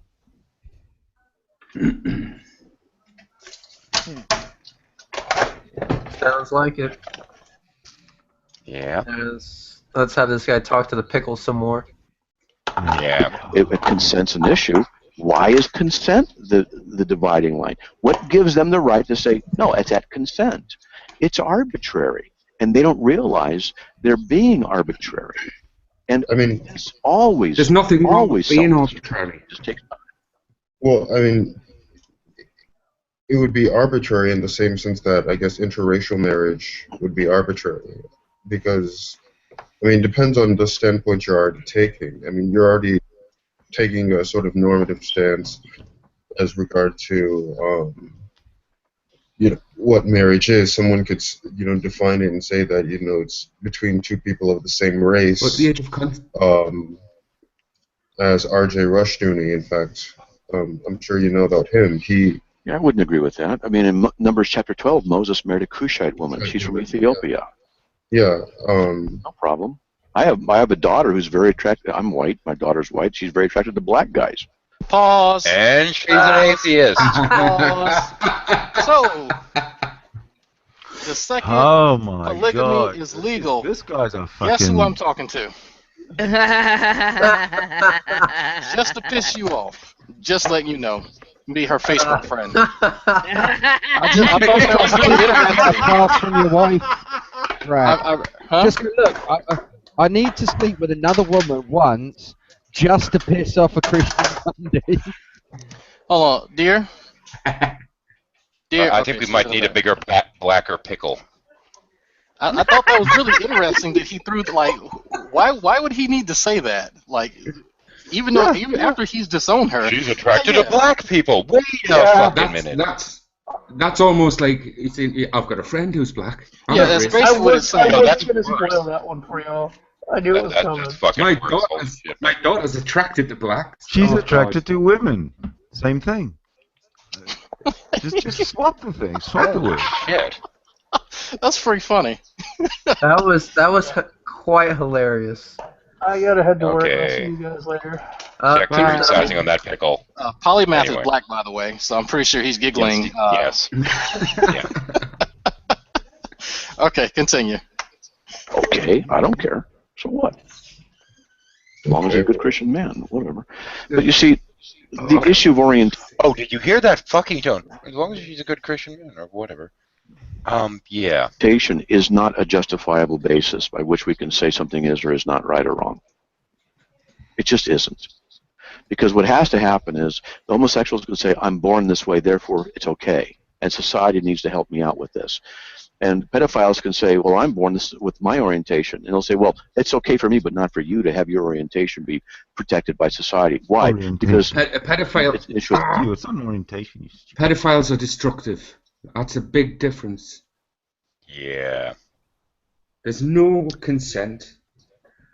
It's all about taking advantage. It's not. These are people who support slavery, by the way. Don't forget that. This guy should really apologize to all Christians in the world for his mere fucking existence. How about This is all? the kind of Fuck, asshole that makes all I'm of them. insulted that I'm connected to the same species that this piece of shit is connected to. Yeah. Yeah. Consent. Is it? What if a 12-year-old consents? What if a 10-year-old consents? They can't. Well, now it has to be of a certain age. Really? Why? Because we're trying to hold that our sexual perversion is acceptable, but yours is not. Based Actually, on what? Their personal orientation. No, Holy that's crap, not is he how playing this dodge works. pickle? That is not how this works. We have empirical evidence that shows the development of the brain. I think Chaz had mentioned it earlier. It is not something arbitrary, like someone just recently had, all right, we're going to pick the age of consent. Kentucky, 14. You're lucky. Good going, guys. No, that's not how this works. It is when you are developed mentally and you can comprehend that you are culpable for your actions. You can actually be held responsible for your own shit. I mean, that's how this is based off of, and he's completely ignoring that, either unintentionally or intentionally. But judging No, from his intentionally. comment before, it's intentionally. So I that's agree. just dishonest on his part. But yet again, continue. Yeah. But well, can I just say that if you're gonna, even if society were to contemplate making that change, lowering the age of consent, you have to understand the age of consent then goes all the way across the board. It means that children can then make contracts. Yep. Children can smoke. Children can drink. Children can drive cars. Nobody is going to go for any of that, and he knows that. He's not that fucking stupid. He's just that fucking bigoted. Yeah, pretty much. Exactly. Okay, back to Bigot Boy. It Can I also say something else? becomes subjective all over, and you cannot defend hang it. on. Go ahead. Sorry, I just wanted to point out wait. about this whole gay marriage connected to incestuous marriage. Did these people really think that by not allowing these people to get married, we're somehow stopping them from having sex? I wouldn't put that past them. I really wouldn't. They're that stupid. I know that's their game plan, Yeah. but nobody else follows that. Yeah. Oh, and by the way, now that you've mentioned incest, I wanted to bring something up. There's some of the fundies have been bringing up this case in New Jersey where apparently a man wants to marry his biological daughter. That was brought up yesterday. Okay, yes, okay. What people don't seem to understand about that case is that this... Is it this? We lost you, Jade. Crap. Repeat, Jade. What? People don't understand. Is this? Then you went silent. Okay, I'm sorry. People don't understand that this man did not meet his daughter, his biological daughter, until she was an adult. He did not raise her. I figured that would be the case. Right. I'm not saying it's okay, but I don't really care. Personally, I don't care. So basically, this man met a woman he'd never met before in his life, fell in love with her, she fell in love with him, and they're father and daughter, biologically. Oh, shit. Yeah, that'd be a weird situation, yeah. So it's Right, actually but it's it's by accident. Yes, Yeah. it's not, the guy is not marrying the child he raised, or not trying to marry the child he raised. He just happened to Yeah, fall it in was love with his just daughter. kind of an ups. Wow. Yeah, Okay. but they leave that part out. They always leave those inconvenient for them parts. I'm glad you unpacked that, because during yesterday's we were like, okay, can anyone find us this fucking article? And we couldn't. Yeah. So, thank you. Anyway, let's get back to dipshit here. Let's see if we can blow the candle out. Well, I think the issue with that is just trying to keep kids safe, but that's an entirely different issue. But that's subjective. What is safe? Because what if a child who's 10 years old loves to Really? have sex with an adult because it makes the child feel safe? Oh, stop. Holy shit. on. Dude, Let's play really? some Bugs Bunny cartoon or something. Come on, please. With how vigorously he's arguing this, it makes me wonder about him at times. Oh, God. Just yeah. saying.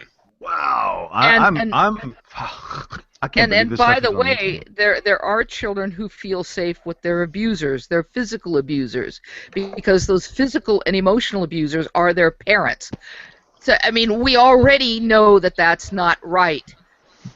There's a whole syndrome named for it. Stockholm syndrome. You need Yes. to put You got an 18 plus restriction on this video. This guy's a fucking danger to children. Do we have to properly revitalize the flaming pickle of righteousness here? Oh, Yeah, I think we do. There we go. There we go. Fucking Flaming pickle of righteousness. Make it the flame of Armageddon. No, it's the flaming pickle of righteousness. Alright, damn it, Matt, you lit up the pickle with your fucking bigotry. Fucking asshole. There are arguments like this are going to be raised, and they are being raised, but a lot of them are being silenced because they don't suit the agenda of the people in control. Oh, fuck So you. what would you say to a Christian who... Okay, who are the people in control?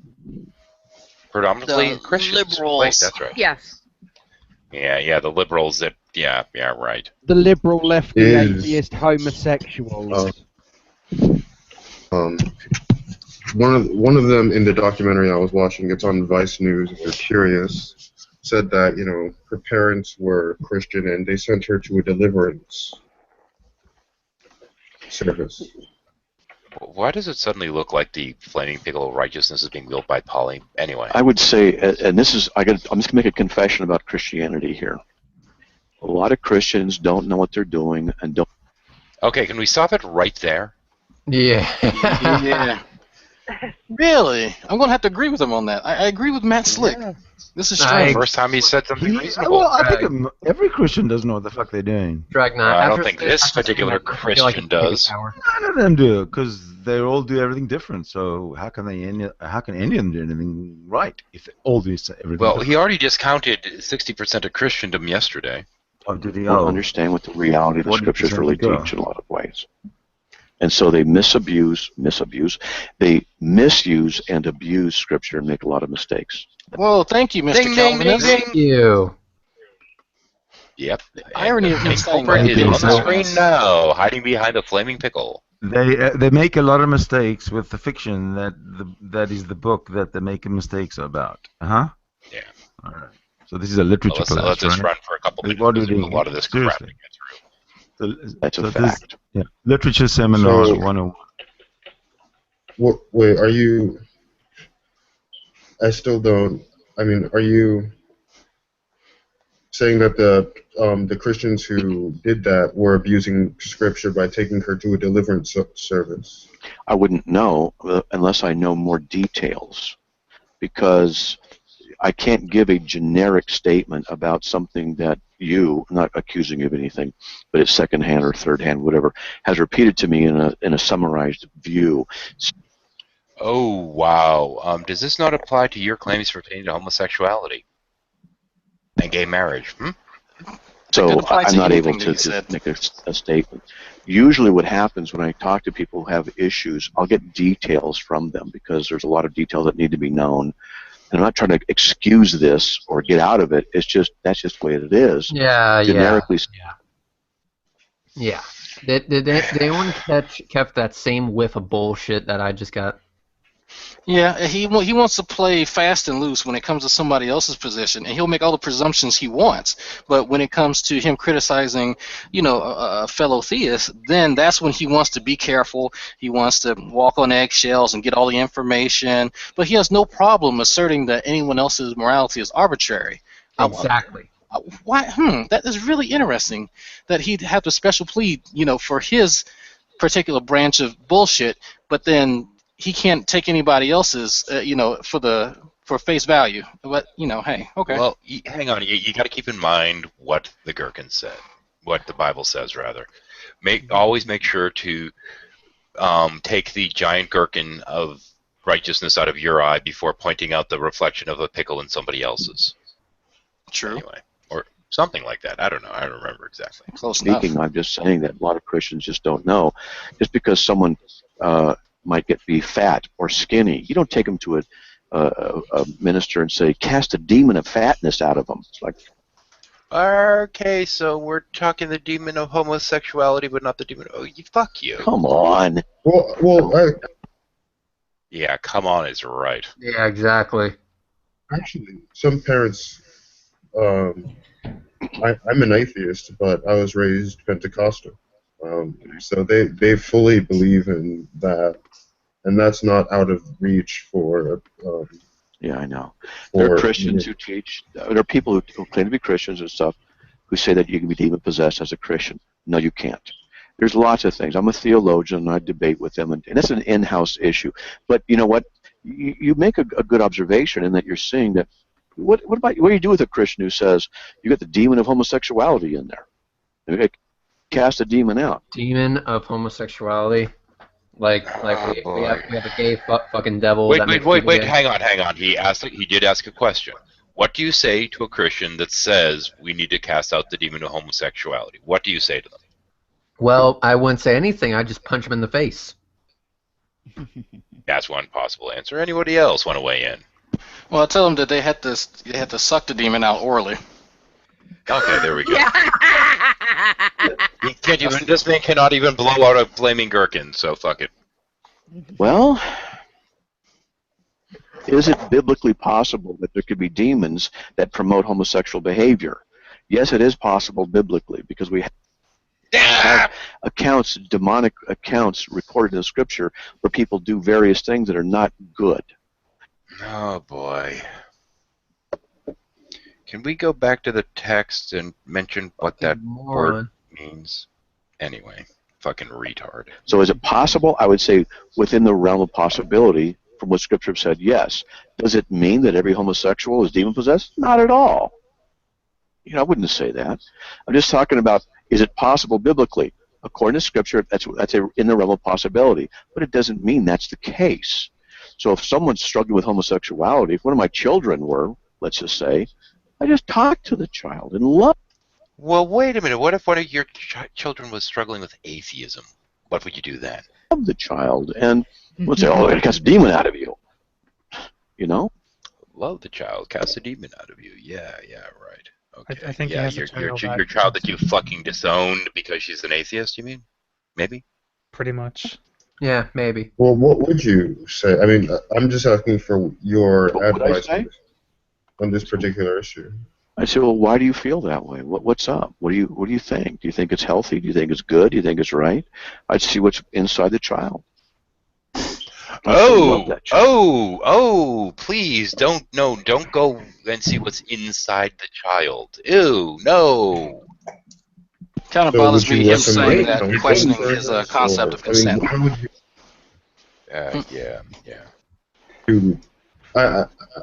Because I told you I know people who are gay. I'm not gay myself, but I just don't see what sense it would make, or even how I would go about.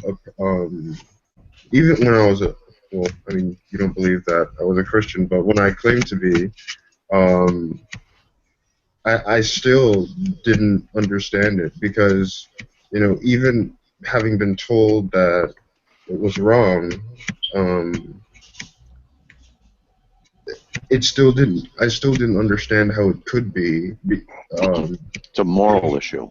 It's morally wrong, and it's unhealthy. Homosexuality is unhealthy. Where does he get that from? I want to see his sources instead of him talking out of his ass. Yeah, we've been asking for sources. In fact, a lot of people have. And guess how many we gotten back? One. No, that's one too many. So the Bible doesn't count? Wait. I'm confused. No. It only counts when he wants it to count. Exactly. Yes, love your neighbor unless they like it a certain way. Yeah. No, I'm talking about specifically in regards to just the sexual attraction, because I didn't feel that. It's wrong because it violates the nature of God. It goes against God's nature. That's why the orientation itself is wrong. Okay, I'm going to just remind everyone of something that I said yesterday, or just stated initially for the people that weren't here to hear it. Now, after Noah's flood, when he decided he wasn't going to punish people anymore, God hung his rainbow in the sky. Just saying. So you're saying that God is a straight white male? Is God's heterosexual? Let's just try another question. Come on, you can do better than that one.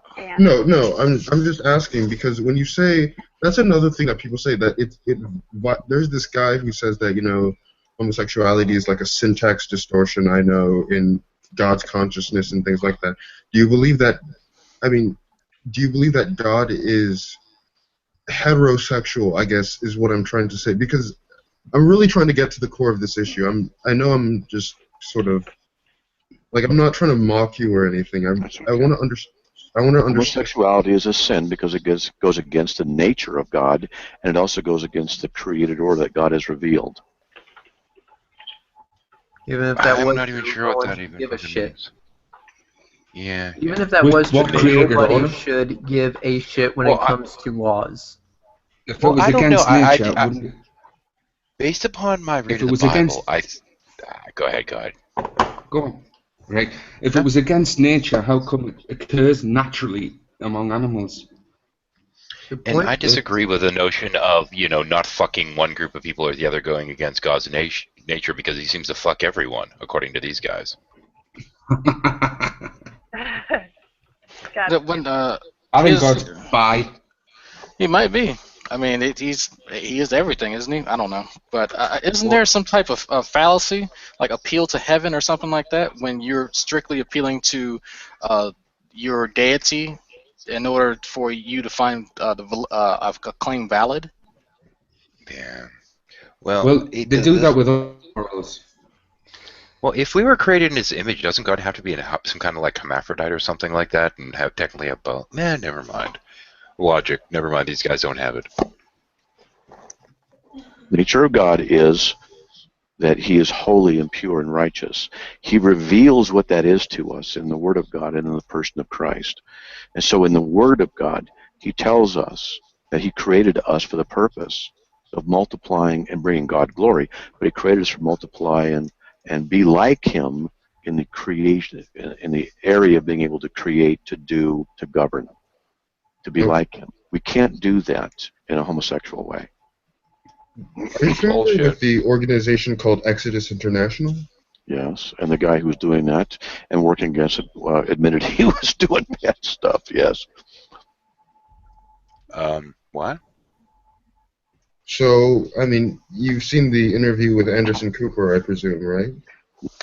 Out of curiosity, I'm not familiar with Exodus International. What the hell is it? I don't know either. Okay, Exodus. Can I? Exodus. Yeah. What? Okay, there's a little confusion between Exodus and Exodus International. Exodus was a Christian group that purported to get gays out of homosexuality. People joined Exodus to try to get straight. What has happened, though, just a few years ago, is the leaders of Exodus came out, said they were completely wrong. You cannot change someone's orientation. They themselves are gay. They're happy with being gay, and they apologized for all the damage they caused. That's cool. However, there is another group that. Hang on, let me look. I see. This is why I'm not sure if. Yeah, okay. That was Exodus International. There is another group that was a spin-off of that, or maybe totally newly created, I'm not sure, called Exodus Global Alliance. That group is still trying to cure the gay. Oh, wow. The original Exodus group that was very popular in the Christian community and had branches all over, at least all over the country. I'm not sure how international it was. Yeah, they disbanded. They apologized. There was a public. You can probably find it online. You know, there was a public apology to everyone, and a big mea culpa. So basically, they were converted by the flaming pickle of righteousness. Okay, let's continue. No. Okay. Well, I mean, he said himself. It was one of the largest reparative therapy organization. I think it was the largest. And he said that, you cannot pray away the gay. You cannot. I don't believe that. Reverse your sexual orientation. Yeah, I don't affirm that because he's saying you cannot do this in all. Because I think more logically and critically than a lot of people do. And,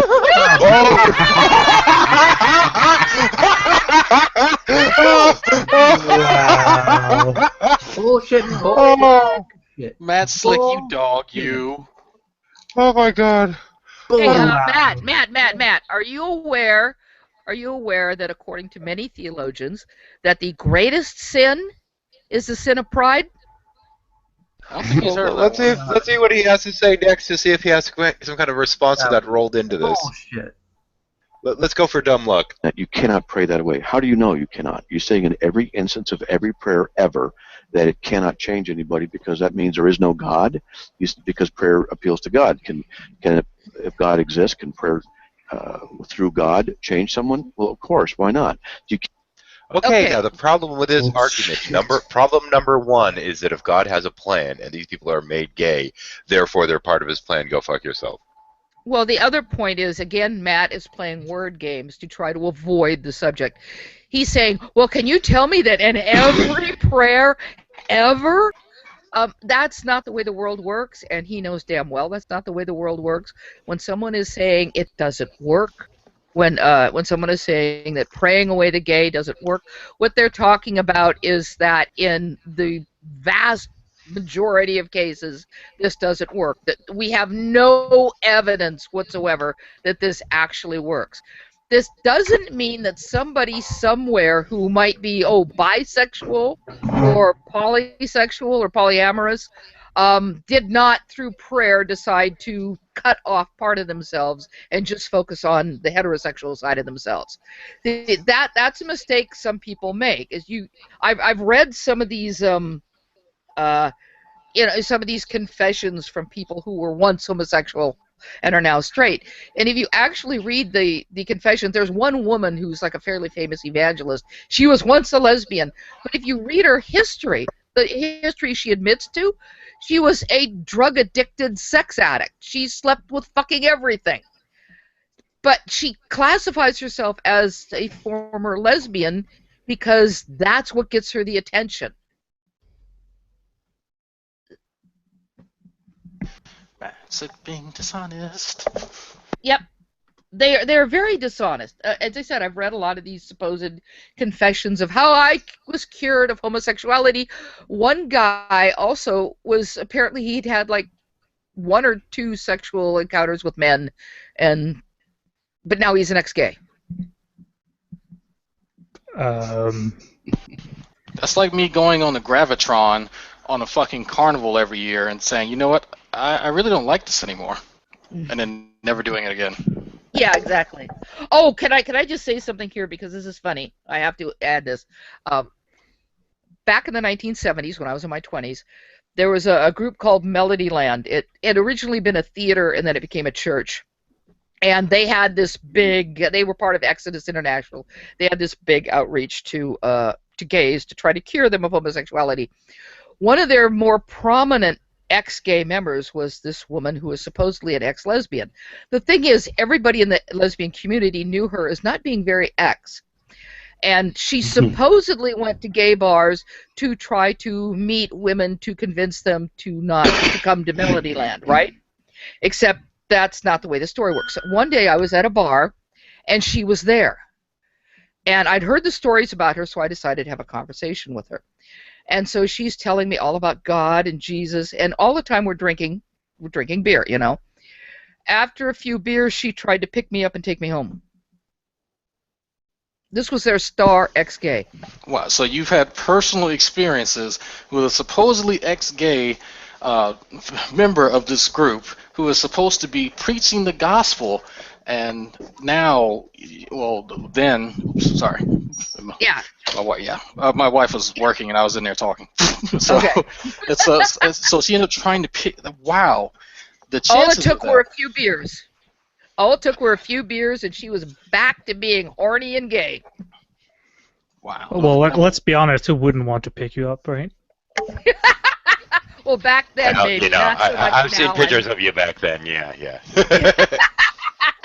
Well, obviously, Jay tempted her with the devil's nectar. That's how it worked. Yeah, I'll have you know she bought her own beers. Yep. Did she leave with any of the good news? I sure as hell didn't leave with her. I don't know if she left with anyone else. She probably did. Well, yeah. The question is whether there was good news that night or not. But yeah, Can't not say. yeah.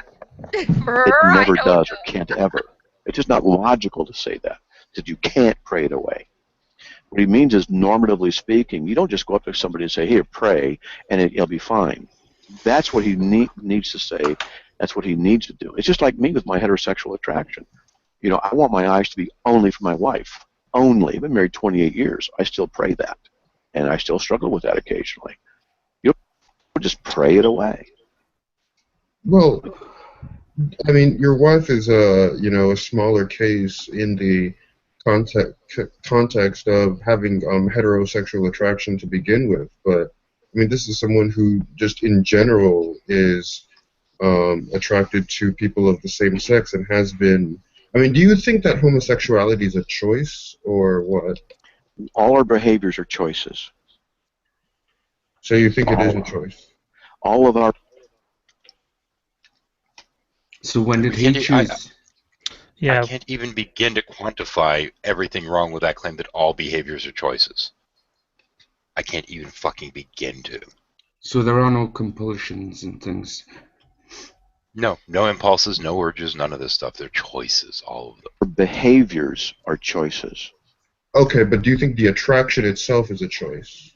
I guess. I can't say. I think in some instances no, in some instances yes.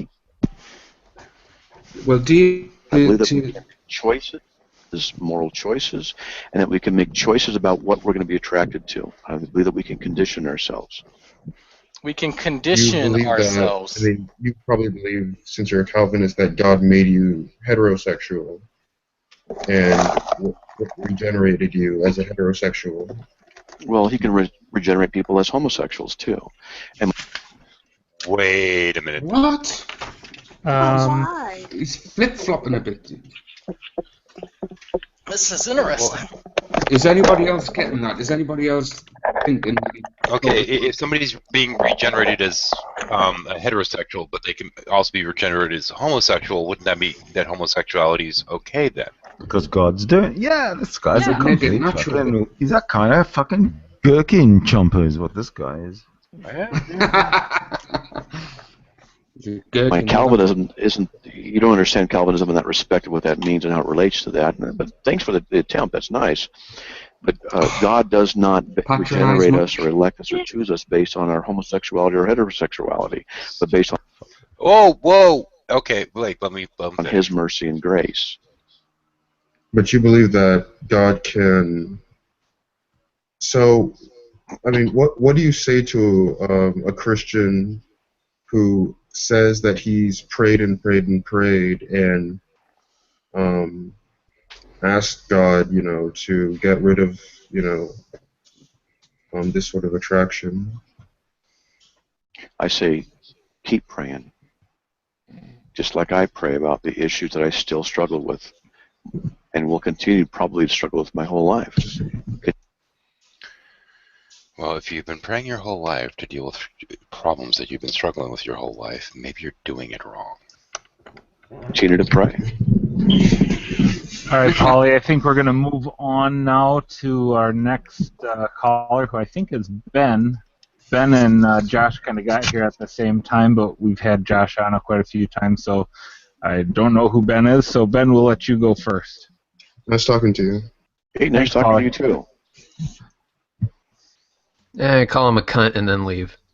Ben, you're up. You both cunts. I wonder if Ben's last name is Dover, just out of curiosity. Yeah, can you guys hear me? Yeah. Yes, sir. Well, actually, I'm not an atheist. I'm a Christian. Okay. And, I just like the topic, and I'm not from the United States, but I do participate in Google Hangouts.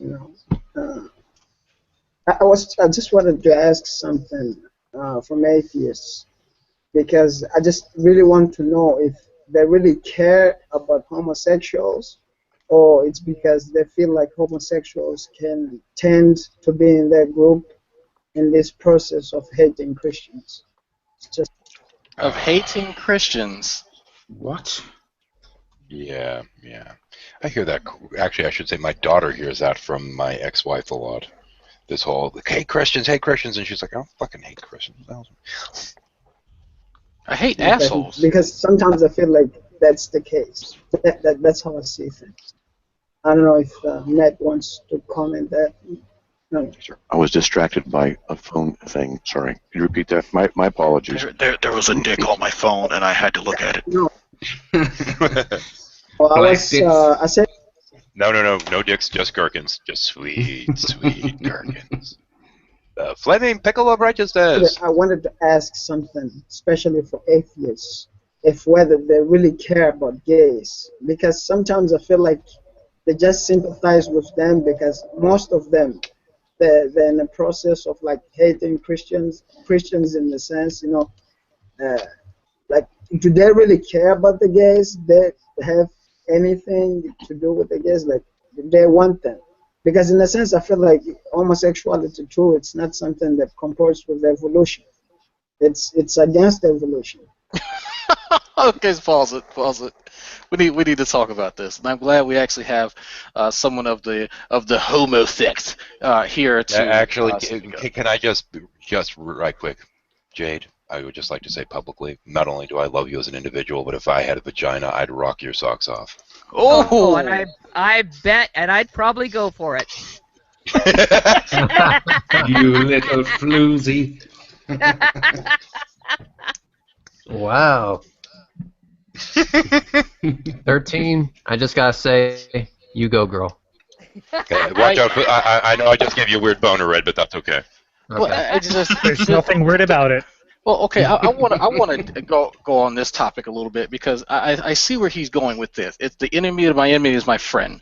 It's that, it's that kind of rhetoric, and I really don't like that someone would insist that, because at the end of the day, it's testing my integrity or questioning my integrity that I align with any homosexual or any one of the LGBTQIA community because they tend to be less religious than they are. When I say they, theists, and I think that's really disingenuous because it makes the argument for me.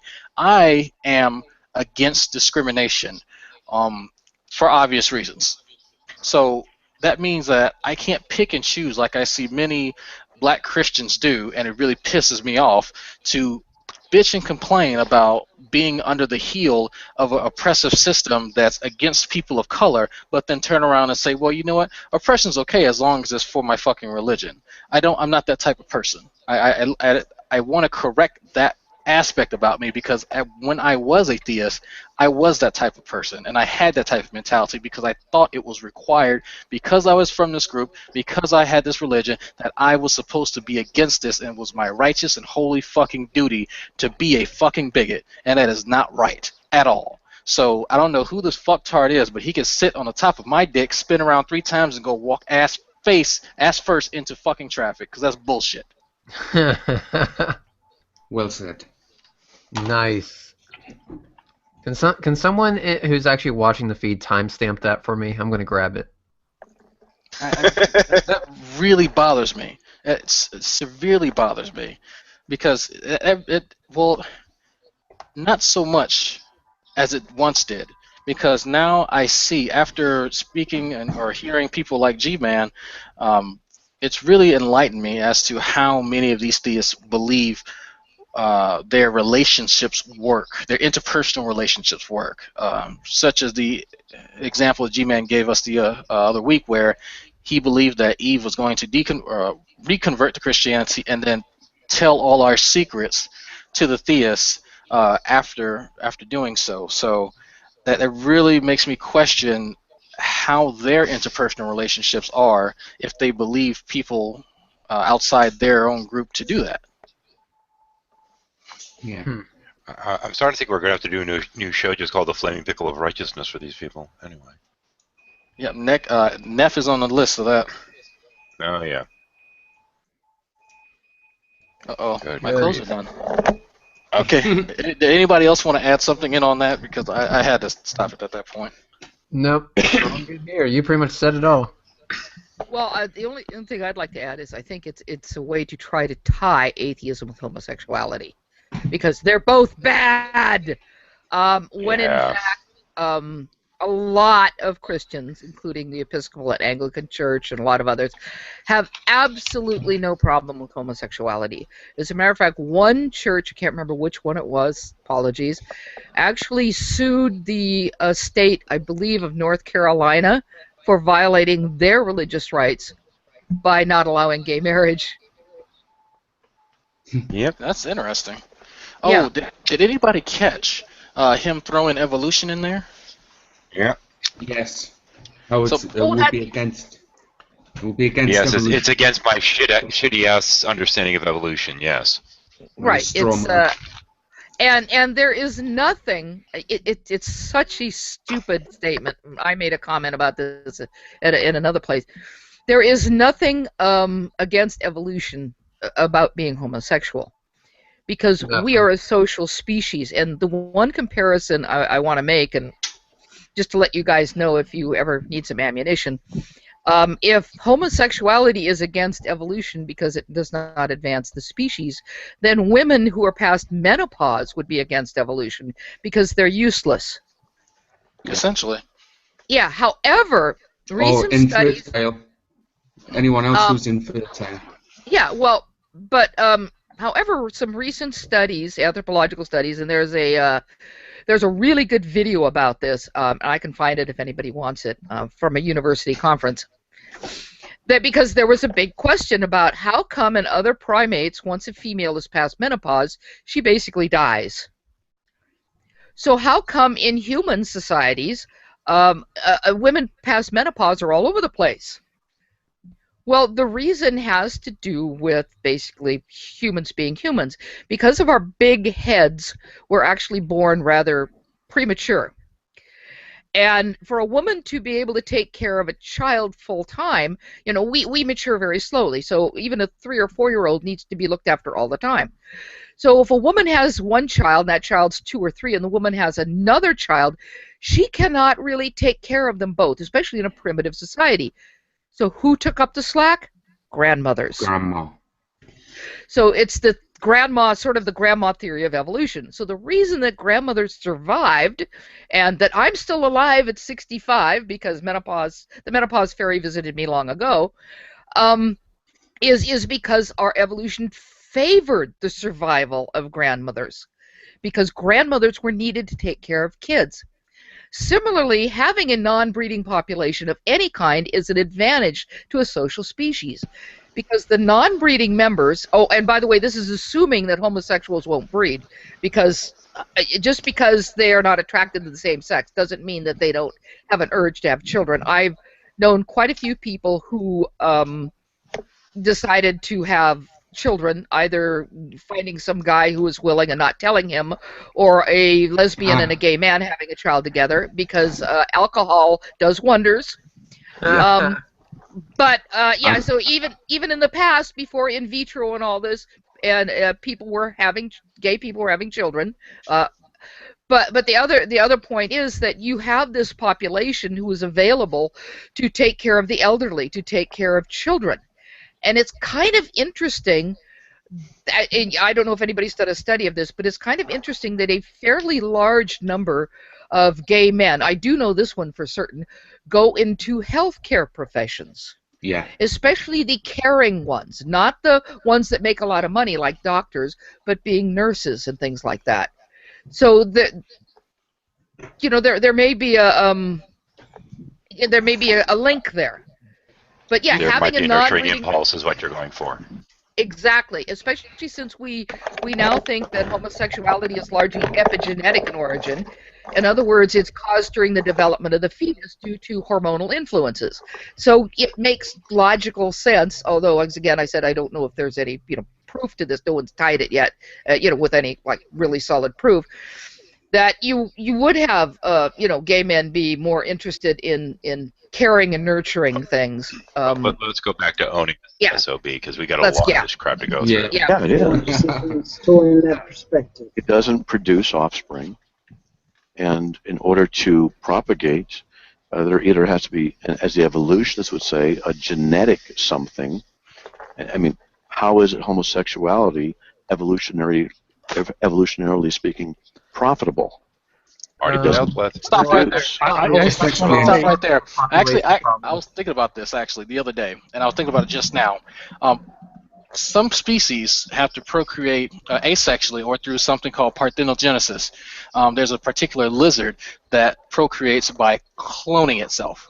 So it gets no genetic diversity other than what happens throughout its life, because there are certain genetic changes that will happen, well, to its genotype, but you actually probably wouldn't see it expressed on the phenotype. And I wish Fiona Robertson was here to kind of explain that more in depth. I know the lizards you're talking about, though. They're all female, if I recall. Yeah, they're all female. So let's take homosexuality, because it is a natural phenomenon, and we see it in almost every species that's walking or flying or whatever in this planet. If there is a particular disorder or mutation that's unfavorable, what if homosexuality, and this may not be a popular position, but from a completely evolutionary standpoint, what if nature selects or has a switch to turn on when there are certain mutations that are passed into the offspring that homosexuality will pick up on, and I'm kind of personifying it for the sake of argument. What if homosexuality is activated to remove it from the gene pool? But there's actually another thing too, in terms of things like homosexuality and what have you. There could potentially be a correlate between the number of people that are born that are homosexual, as well as the population in relation to food supplies and what have you. To try to reduce the number of people breeding, so to speak, based on varied pressures of the we actually Indian see that. Yes. Jade, I'm not sure how much you may know about this, but aren't there certain species of animals that when there's a certain density of males or females, the birth rates will change. They'll fluctuate. Right. Yes, they do. Yes, they do. Yeah. So that's actually a very good theory, Heathen. There's a lot of things we don't know. Right now, the thinking is that homosexuality is largely epigenetic in origin. However, there are genetic markers. It's not completely understood. For example, we do know some studies when a woman who is very fertile. Well, I'll put it the other way around. If a man is homosexual, his sisters are likely to be very fertile. Not only that, there seems to be a connection. It's like in twins with men who are very promiscuous. So if you've got two twins and one is very promiscuous and the other is homosexual, so there seems to be a tie there. Oh God, who was it? Potholer 54 talked about the shag everything gene. He says so. Basically, there's like a shag everything gene. Then every once in a while you get a shag. Those of only of your own sex gene. So the shag everything gene keeps getting promulgated because these people are shagging everything, but every once in a while a homosexual pops out of it. Also, I want to point out that if he would be one of the people that would actually make this gene pass on. Think back in, you don't even have to go further back than say the 80s or 90s, where being gay was still considered very, very, very bad, and people would hide it. And I mean they still do, but it would be worse, right? So you basically force people into heterosexual relationships, which usually brings children into the account by the very fact that if you never have sex with your wife or your husband, something's off and people will start talking, right? So you're effectively breeding gays, if you want to put it that way, by forcing them into heterosexual relationships by having it demonized. If you really wanted to get rid of it, you should be completely for it. And have Right. everyone that's gay be in, monogamous relationships of the same sex and not actually produce offspring if you wanted to get rid of it. Yeah, exactly. And one other thing is that there's a study that shows that there's still some controversy about it, but that the more boys a woman gives birth to, the more likely her younger sons are going to be gay. That makes me really wonder. I am the oldest of 4 boys. Well, you're the oldest, so you're safe. Well, I'm not, and I think it's the Kinsey scale that does sexual or sexual attraction, if I'm not mistaken. And I think the far left is completely heterosexual, and far right is completely homosexual. I am. Listen to this guy. Listen to this guy speak. You'd think the far left was completely heterosexual. Yeah.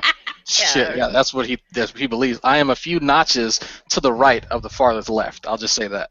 Yeah.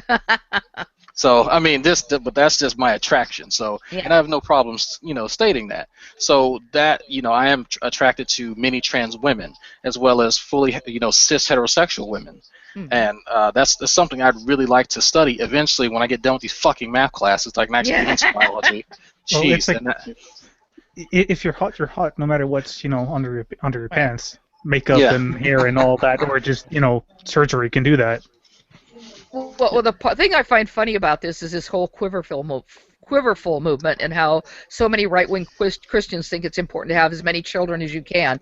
So I would like to thank all the right-wing Christians for breeding a whole lot of gay boys.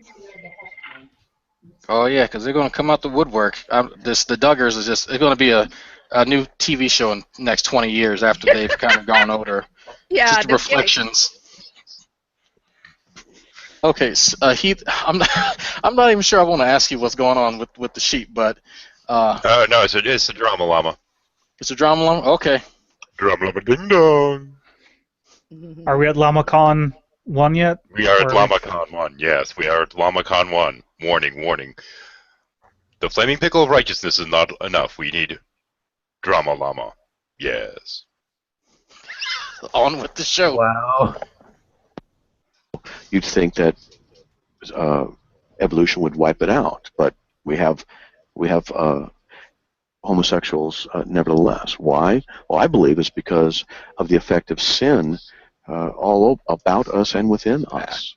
That people rebel against God for various reasons. But how can it be the result of sin? I pretty much agree with that, man. Well, they'll often ask, is it natural? Because it's done in the animal world. Homosexuality is practiced, so therefore it's natural.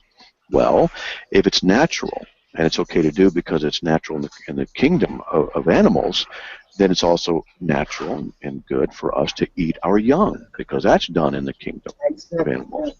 And so there's an inconsistency in which things they want to choose. And so what they're doing is they're choosing those things that satisfy their personal preferences and sexual appetites. And that's I what would they're like choosing. to point out. So they're inconsistent. Oh, hang on. Problem I need to take the with- llama off of that.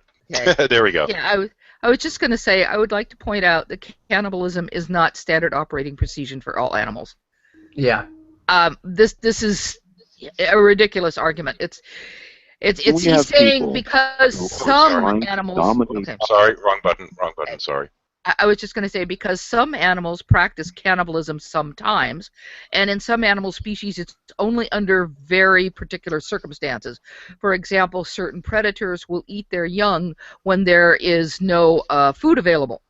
They might give birth, a female might give birth to a litter, and if there's no food available, if they're in a period of great distress, they will eat their young rather than try to raise the young without any nutrition.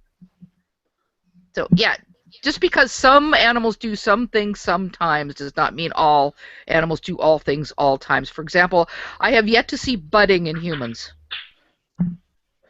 Also, I don't know any humans that do like the bees does and dance directions. Yeah, that's true. That's true. Hey, Alsoy. Yeah. You want to go to the left, then you want to take a right, then go straight, motherfucker. Okay, I stand corrected. Apparently, we do like the bees. There you go. Next time you'll think about that, right? Oh, looks like I have some Matt Slick supporters who are mad. Man, 5 thumbs down. Drama ding dong. Oh wait, no. 5 covers Matt 419 and Bible Thumping Oh. one. Not only, yeah, I told you they have 5, right? 5 or Yep, 6. you called it. You did Yep, call it. yep. If any of you gentlemen are upset, there are spots here. If you have someone blocked, too bad. Unblock them. You are welcome to come. If I am speaking about something you've made or mentioning you, you are more than welcome to come defend yourself. If And you I have to want be here for the bestiality comment. Oh yes, you have to. But if you want to hide behind stock accounts and thumb down my video, I'm just going to masturbate and laugh. Whoa, whoa, whoa, whoa. Drama ding dong. Others in their own inconsistencies, that's dangerous because it means that they will, for themselves, propagate those things which benefit them and injure another. And yet they're going to do this under the guise of fairness. And we see this exact thing happening now, for example, in Facebook and some other areas where Christians are now being focused on and told that they shouldn't be allowed to vote, should not be allowed to have Facebook accounts, because I heard about this today on Facebook, that there are people who are Christians who say homosexuality is a sin that are now being reported to Facebook saying, get rid of this person. Okay. In other words, I just have to say that, first of all, I have not heard about this, but it doesn't surprise me. I have also seen where people have been reported to Facebook for being feminists. I have also seen where people have been reported to Facebook for being homosexuals. You can be reported to Facebook for anything by anyone. That is fucking meaningless, and it's just stupid. And if anyone out there thinks it's really bad of us to mock Matt Slick, this is one of the reasons why we're mocking Matt Slick. He is a complete fucking bigoted idiot, and he deserves the highest mockery possible, which includes a flaming pickle and the drama llama ding dong. As an avid user of nearly 20 years, I'm going to let everyone in on a super hidden secret of the internet. If there's a report button, people will abuse it. If there isn't one, people will make a forum and report you there. Say it isn't so. The internet's goofy? Yeah, I know, right? It's like almost no one knows this, but apparently, people will abuse buttons and stuff to be either be dicks or, just because we're all morons. Must push button. Okay, looks like Deconverted Man wants an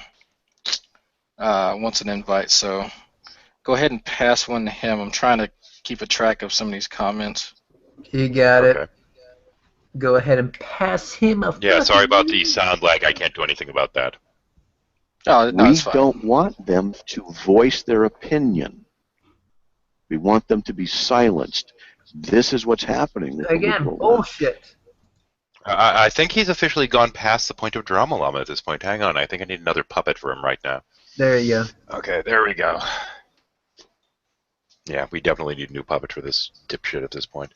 Okay, here we go. Let's let him get going. They do this to those who don't agree with them. This is the problem, the inconsistencies, among other things. Because they can appeal to nature, they can appeal to things, but they're going to be inconsistent in how they do it, all over the board. Right. That's true. I pretty much agree with you right there. And another question that I would like to ask is, I don't know, because, I would have to agree that we have some quote-unquote brothers and sisters, supposedly Christians out there, who try to do harm to homosexuals. But I don't believe that, harm homosexuals, not the agenda of the Christians. The Christians, they're out here to tell the homosexuals that, the homosexual lifestyle, it's a sin, just like any other sin. Just like stealing, lasting, and all those kind of stuff. But what happens with homosexuality is it's being pushed, it's being that tolerating.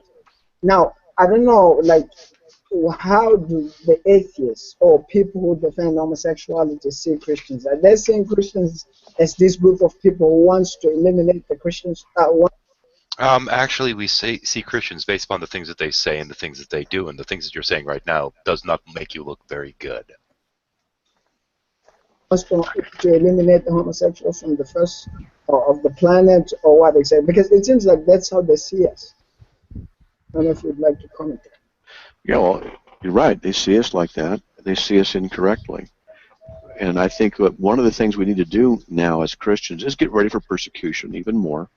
And also, Christians need to know what it is. From whom? From whom? From whom? The whole fucking country is Christian. I think he meant to say criticism. Flaming pickle. As the Christian in the audience here, I'd like to say this asshole does not represent me. Sorry, I had to bring out Funny Fox on that one, even if I can't do the voice. Nice. Dude, really? Come on. Anyway. To actually be loving. Now, we can react and say, oh, you know, America's going to hell. Well, okay, gay America, you know, what are we going to do as Christians? Well, we're to live and to love them. I remember I had a bisexual friend, and he didn't know I knew he was bisexual for a long time. And when he finally told me, I said, yeah, I know. And he was blown away. Wait, so he couldn't go all the way to gay friend, you had to stop at bisexual? Is that right? Wait, his bi friend was blown away. By him. Yeah. Because he knew I was going to go into the ministry, I was going to seminary and stuff, and yet I was still his friend and still loved him. And it really surprised him. Well, this is how we Christians need to treat homosexuals. We need to treat them lovingly and patiently and kindly. But we also need to stand up for our rights, because the Constitution, the Bill of Rights, gives us rights to be able to disagree with them. We don't have any problem with them voicing their opinion. We have a problem. We've had a problem with their mere existence. With them trying to silence us from doing the same thing. Or in other words, we bigoted douchebags. As well as, well, we do have a problem with them practicing their sin. It's going to cost them their eternal souls, so we don't want that for them. Bullshit justification. Oh, I'm sorry, I should let out. Did he say that he? Yeah, he said that. He said that. So, does this, since the Supreme Court has ruled in the United States that homosexual marriage has to apply in all the 50 states, does this mean that the UN too is going to push the same agenda to all the Is it wrong for me to want to say, hey, it's a Mario? countries around the world? Is that what's Yeah, I think it is. It's a spiritual issue. And Jesus said in I forget exactly where, Matthew 25, I think, he said, if those days be not cut short, there be no flesh left. And what I believe is that the nature of man is such that in his rebellion against God, he will take incremental steps towards unrighteousness. And in so doing, will bring about his own destruction. And this is one of those incremental steps. In America, in 1973, it became legal to kill the children in the mother's wombs. Yeah. It's now it's legal to have homosexual marriage. Okay, shutting up. It's Hang on, going we to can get a little probably. left. There we go. My hands are a little full right now. That's okay. You know, he's making a great assumption that there's a child there, something that has never been proven scientifically. I mean, you can make that assumption if you want, but everyone doesn't make the assumption. Oh, for goodness sake! Puppet bestiality! No! It's happening. It's next. It's next. I saw a monkey doing this frog. I've seen that one too. Have you seen that? That's great. I mean, why do I enjoy watching that video? What's wrong with me? I don't know. It must be because they're legalizing everything now. It's because of gay marriage, obviously. Yes, It's gay marriage and marijuana and everything else. Oh man! But what I love to hate about Slick is that he doesn't actually care about the Bible that he supposedly cares about, because Romans 13 pretty much says no, you're wrong, and you know, he just ignores that because you know it doesn't. It's somehow yeah, he'll just ignore that. Oh yeah, they Yeah. ignore a lot of what the Bible actually says and ignore the context. That's nothing new. Well, But I I mean, like you yeah you ignore the history too, because yeah. nowhere homosexual wasn't in there until later. That is a mistranslation and a mishandling of what it actually is talking about, and they don't care because they're worshiping their idea, not if there was a real God. They're not worshiping that thing because they're like, oh look at it this way, bro. You know. Well, and they love Paul more than they love Jesus, apparently. Yeah, well, But some yeah. yeah, well, you notice though how he's now brought abortion in. He brought all sorts of dragged all. He's pretty much dragging the entire, not just the kitchen sink, the entire kitchen into the argument. Yeah, anything that is bad must also be somehow linked to the thing that he thinks is bad. And speaking of an abomination, there is one on the screen right now. This is what happens when you allow gay marriage. Interspecies bestiality is going to occur, and you're going to get abominations like this. Yep. Trans species. Well, look, if that's how they're born, I have no problem with it. Like, are they consenting? If they're consenting animals, wait a minute. Animals If animals can't can't consent. consent, then do animals always be raping other animals? How does this work again? Well, I'd also like to ask, given that it's a cross between a squirrel and a wolf, okay? We know that squirrels are vegetarians and they like nuts. And we know that wolves are carnivores. What kind of nuts do they like? You know. Maybe I should just sit on the bad man's lap for a few and see what happens. Clearly, the squirrel has to hide his nuts. Well, Yeah, but the combination of squirrel and wolf, I think, would go after the kind of nuts that would frighten people. It's all about the pizza tail. Okay, big boy, talk to me. It might become illegal to own a Bible because it's going to be considered hate speech. So, things progress. I'm not saying it's going to happen, but it might very well happen. Fuck. And we're going to have battles over the Constitution in Amendment 1, which says we have the right to freedom of religious expression. But what's happening is the homosexual agenda and the homosexual rules and stuff are keep talking. trumping Bible boy. that amendment. Oh, yeah, that's right. Yeah, And I have performed weddings before. Oh yeah. And if a keep homosexual couple comes to me specifically and says, "Would you perform a wedding?" I'm saying, "No, I would not." And that's Well, why your would right. they want to do that if they did? It's in order to bring a lawsuit to try and destroy, to attempt to silence the opposition. This is what a lot of homosexuals want to occur. They want not only for the Christian to be silenced, but they want their lifestyle to be promoted and protected and portrayed as being normal, good, and healthy. Could I point out something here? Oh, let me get it. Okay. He's saying that homosexuals might come to him or others to ask him to marry him, or other people would go to other pastors to ask to be married, only to sue them. First of all, that cannot happen under our system of government.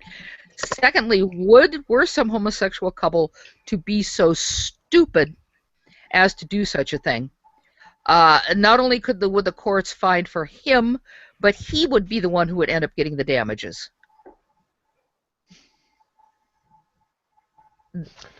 Jade, there's a problem with your statement. You're trying to bring reality into this. That's in reference to him saying the Bible being outlawed to own it, like you can own, I don't know, the whatever the Hitler book is, you can own.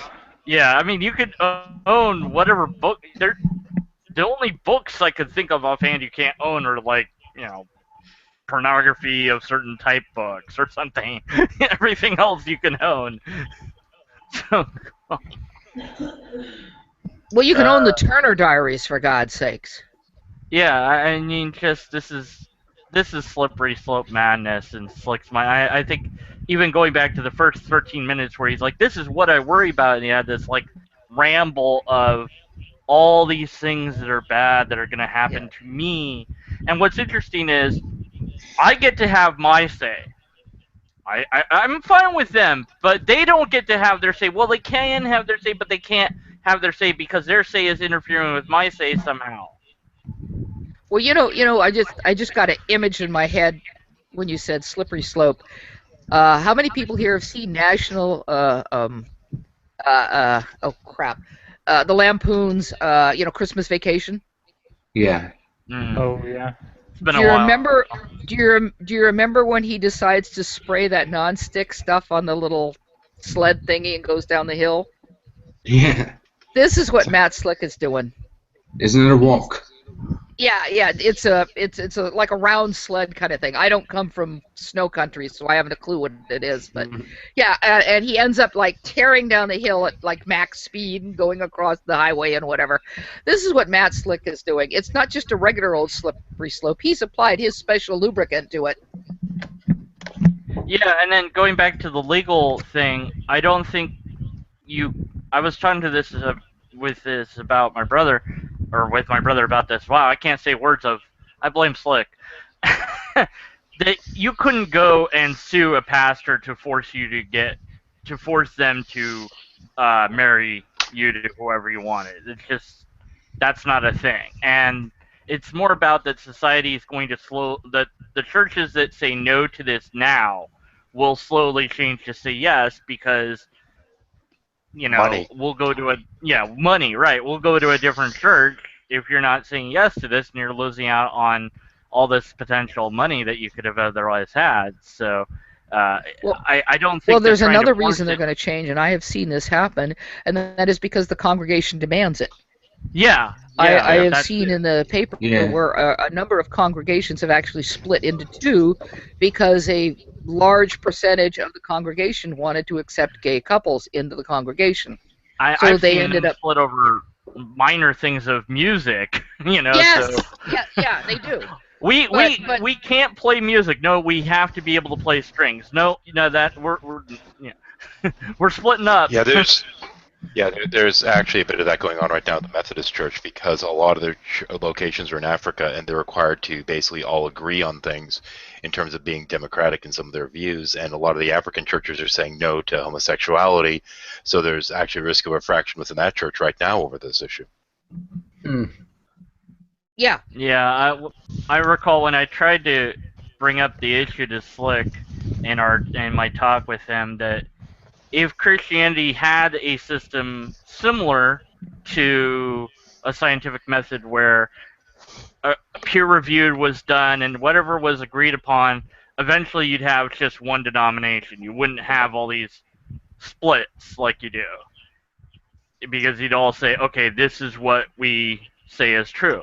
And there's no system at all in place. And he couldn't even agree to that. He agreed that there was lots of denominations, but he wouldn't agree that there's no system.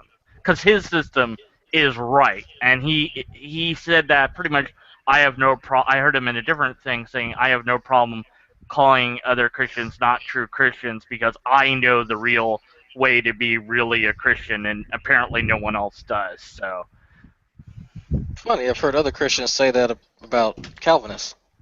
Yep. Yeah. And Well, I think.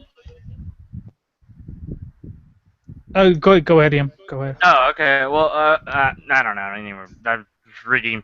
Go ahead. I was just gonna say, doesn't this just lead back to the whole pride thing, which isn't really a desirable trait according to his book? But according to his book, you think they actually read and listen to that shit, or do you think they actually listen to their own bias and their own bigotry and try to make the book fit it? Can I actually do a very, very quick Bible reading from Ecclesiastes? Go for it. Vanity, vanity, all is vanity, so saith the preacher. I think that sums up what we need to have said here. Let's move on with the actual shit show. Yeah, let's go back to the shit Isaiah show. 5:20. Beware and be weary of those who call good evil and evil good. This is what's happening in America. Let's just say the United States of Gay America. That's what it should be called. The United States of Gay America. Oh, fuck yourself. The Christians have a larger percentage of population than the homosexual community does, and yet The Christians are the ones who are portrayed as idiots, wackos, losers, bigots, etc. on TV. No. And the homosexuals are always portrayed well. They want fairness. Only No, some they Christians don't. are portrayed that The way. homosexuals really want fairness. They should be saying, why are you not representing the Christians properly and fairly? They don't do that. It's because they're not interested in fairness. They're interested in the promotion. Who's not interested in fairness, dickwad? I would also like to point out that watch Fox News? I would also like to point out that most homosexuals are actually Christians. Yeah. They're okay. Yeah. Well, not in Matt Slick's brain. Yeah. Hey, Matt. I have a Yeah, question. just final word. Just Okay. Okay, that was. I guess that was in their room. I thought it was somebody saying, "I have a question in this room." Never mind, I got confused. final words here. Excuse me, just final words, and I'll just leave. And another thing that I wanted to say is that I'm seeing United States, self-destructing itself, just like Ben Carson once said. Yes. Like the Roman Empire self-destructed itself with the moral problems and stuff, and that's exactly what's happening in the United States. But why exactly I care about these hangouts? I care about these hangouts because many countries around the world look at the United States as a role model. In a sense. anymore. I don't live. I'm not from United States. I'm not from United States. And at the end of the day, I'm saying like every country, my own country is like looking Yeah, the United States being a role on. No, the United States was playing catch up. Just to be completely honest. And we finally actually caught up with the rest of the world, at least in one aspect, and a very big aspect, I might add. And people are saying it's a fucking downgrade. So there are many nations in which they refer to a specific nation as being the Great Satan. And what nation would that be? The USA. No, us actually. Oh, really? A lot of nations refer to us as the Great Satan. Yeah. I would have thought that would be like, Scandinavia or something. But Nah, it's, the U.S. got this label in a lot of places in the Middle East and what have you. I see. Oh, okay, yeah. Well, that kind of makes sense. Yeah. So yes, role model, really. Okay. Yeah. I mean, you go to some other country and you're like, yeah, we're gonna, shoot you and kill you and stuff. Yeah, I would think that they don't like you anymore. Yeah. Knock, knock. Usually. Yeah, America We heard you sucks a want little some bit less freedom. now, and people are bitching about it. You've got oil here? Oh yeah, we're totally involved now. We didn't care before, but You guys need freedom. you need You can commit genocide as long as you don't have oil there. Otherwise, we care. Yes. quote freedom quote. Anyways, back to Well, yes, Slick we want to Line. free their oil. Has anybody been counting how many errors he has? It's probably like we 20,000 tried to now. we tried to get a counter going at the beginning. And hang on, who's giving feedback? We tried to get a counter going at the beginning of the hangout, but unfortunately, the counter software only works if you're playing a game, so that blows. Okay, so Yeah, I have a probably manual clicker right here. Should I start keeping track? No, I think your finger will wear out. Yeah. Probably. Carpal tunnel. Let's try it. I was hoping to get the counter going. I was saving the fireball for that. I was going to blow it up halfway through. Yeah. All right, someone timestamp the start of this. We'll see how long I can last for. See if I Now, can if get United the... States fails, the whole world is going to fail. So if United States start with this kind of stuff, what is going to happen with these little countries that depends on them? They're going to force them, just like they did in many countries around the world. In my country, for example, right now, abortion is allowed. We have some serious problems with poverty, but they're allowing abortion with problems of poverty instead of education. That's what I wanted to say, and I want to thank you, Matt Sleek, Bible Thumping Wingnut, for giving these opportunities. Ben, thanks for showing up, man. Appreciate the contribution. Our next contestant is someone that Our next contestant on Our Doctrine is Shit is... we're familiar with here on the Bible Thumping Wingnut Show. The Realistic Nihilist is Nihilist. his username. Realistic nihilist, really? How fucking old is this? Shit, he's around again? Realistic nihilist, you are Nihilist. next. Go ahead and address Matt Slick. Well, as I understand, Matt's a Calvinist, right? So whatever objections I render are probably going to be pretty weak, because he's a Calvinist, right? So what I wanted to say is you want to say that behaviors are dictated by desires, that one does what one desires to do, right? Or is that one is going to be made in accordance with their desires, right? People behave according to what they want, what they desire, right? Right. Do you think that people are responsible for their desires? That's an interesting question. Responsible for their desires. That's an interesting question. To think through that. I would say at the very least they're responsible for how they act on those desires. Yeah, I mean, that's fine. But I guess I wouldn't. I don't know how you would. I don't know how you would feel this, because, like I said, Calvinism is confusing. It's a wildly unpopular Christian worldview, right? No, it's not wildly unpopular. It's quite popular, actually, and it's growing. And it's not popular confusing, among it's very Calvinists. logical. And incidentally, my Calvinism has nothing to do with the logic of your arguments. Up to 10. Okay. I just... Well, all I'm trying to say is that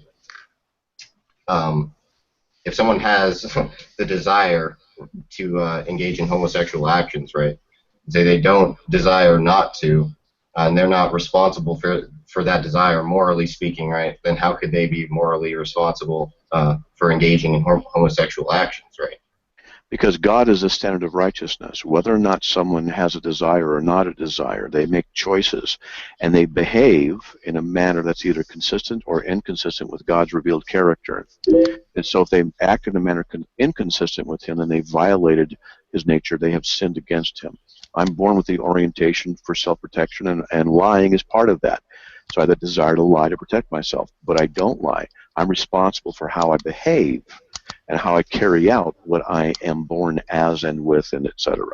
Right, but this is the same thing that you said to Polymath when he was on, right? You just have a desire that overrides your desire to lie, right? Your desire to be in line with it. Well, you can imagine an agent who doesn't have that desire, right? So how can he be responsible? How can the agent that doesn't have the desire to do anything but engage in homosexual acts, say, for example, right?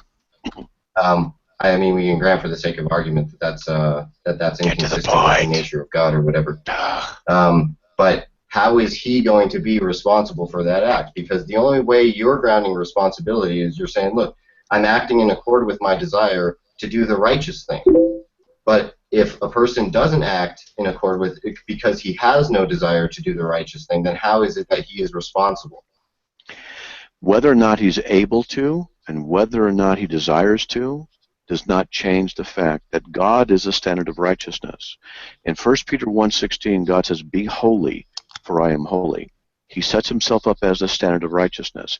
Whether or not you or I are capable of rising to that level of requirement that God has does not mean that God is not who he is and that God is not the standard of righteousness.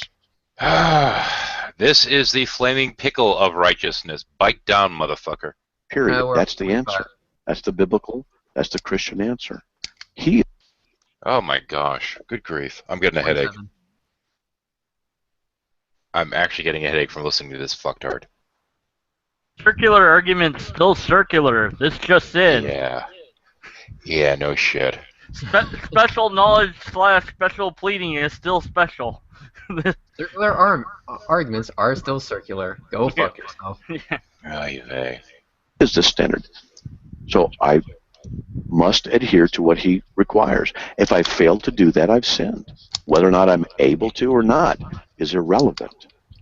Because God is the standard. If my desire is to lust after women and in my mind fornicate with them, commit adultery in my mind with them, I'm still responsible. Whether or not I can resist that successfully or not. Because the standard is not me, the standard is God. But why? I'm asking. 35. Yeah. Good thing we didn't start this at the beginning. You would have broken your thumb by now. Yeah, I think we proved the point. Did you remember what they were, or did you? I'm guessing a lot of circular, a lot of half-truth, a lot of outright lie. Guess it. King of douches is what he is ultimately. Let's see now. Copy link. What I don't understand. This is a good question, and he's not really answering it. Like, you have desire X, and then you either do or don't do that desire. But if you did it and it was wrong, then God says bad on you. But if you didn't know that God said that, then how would you know that? But I guess Slick would then say, oh, but you do know what God wants because it's in your heart or whatever. But it's not, so Put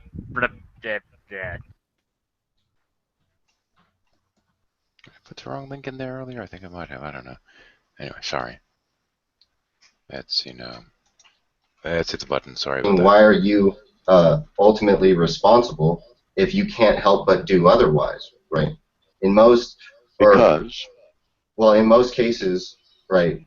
For example, people ground responsibility. At least, well, I'm not really sure. Like I said, this is most Calvinists are not libertarians, right? So libertarians want to ground responsibility on the ability to do otherwise.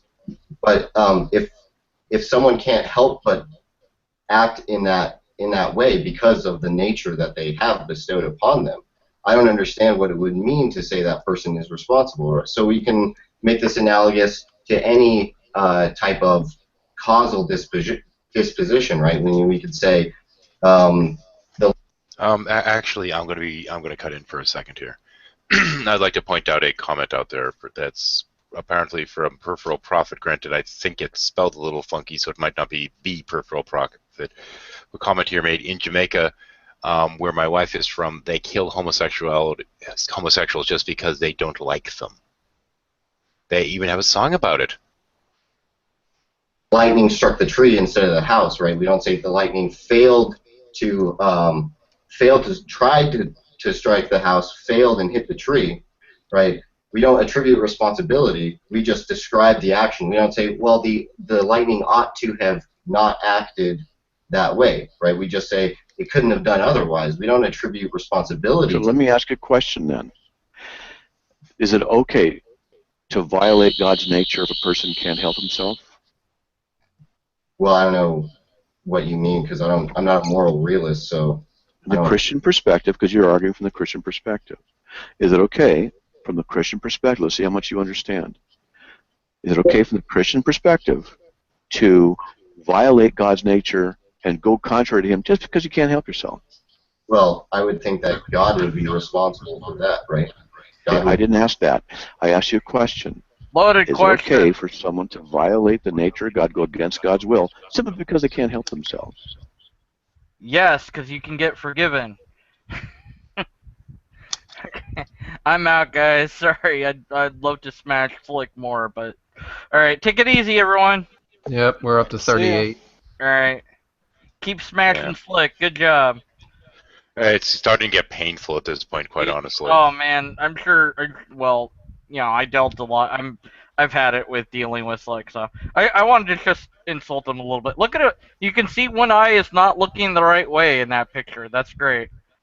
All right, bye. Okay. What?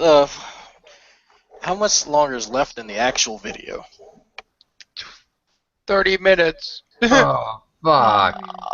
Okay, we might just let him finish whatever ill-formed point that he's trying to make, and then we'll just cut it here because this is fucking day. Oh my goodness. Yeah.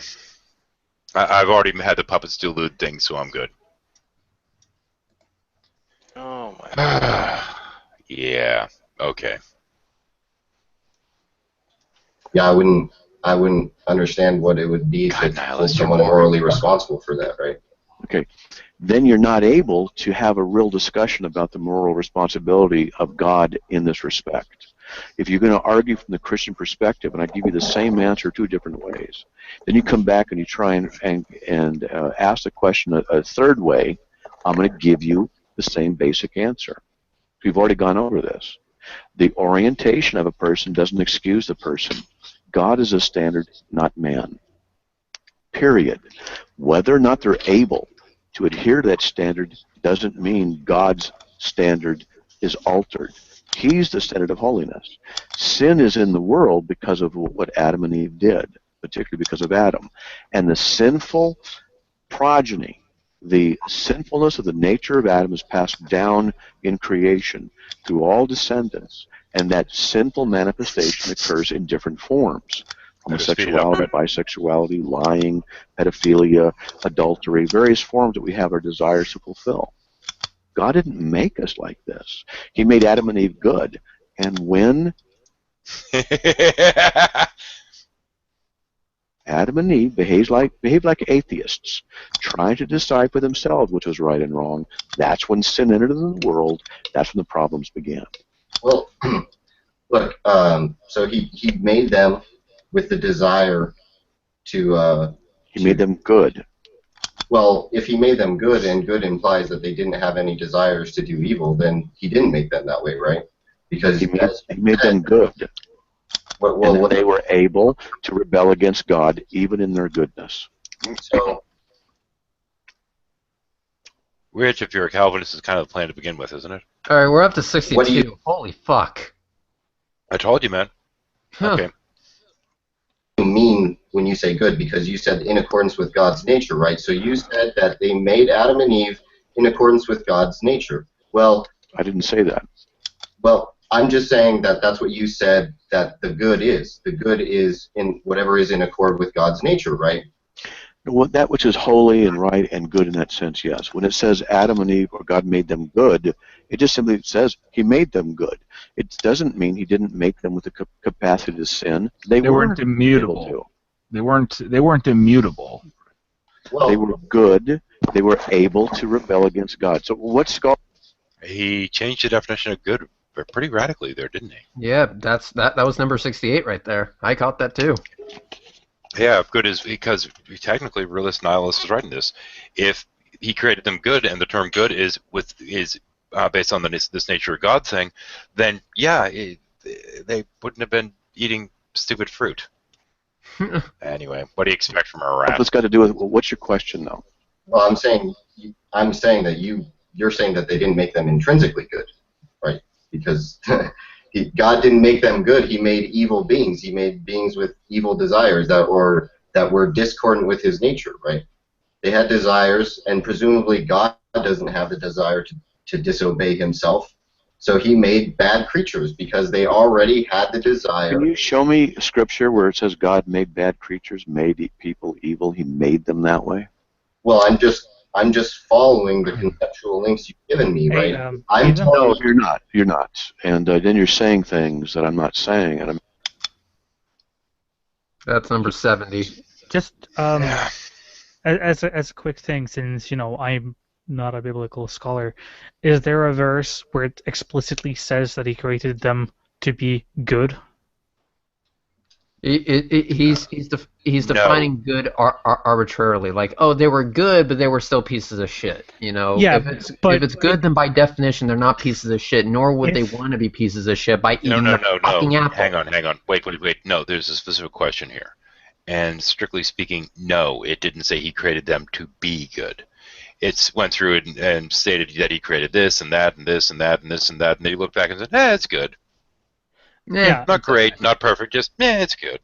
So it's more like God created them, meh. Because if your defense is against criticism is, can you show me a verse where he said X, and you can't show yourself that what you're claiming to be is in the scripture, then you're kind of fucked.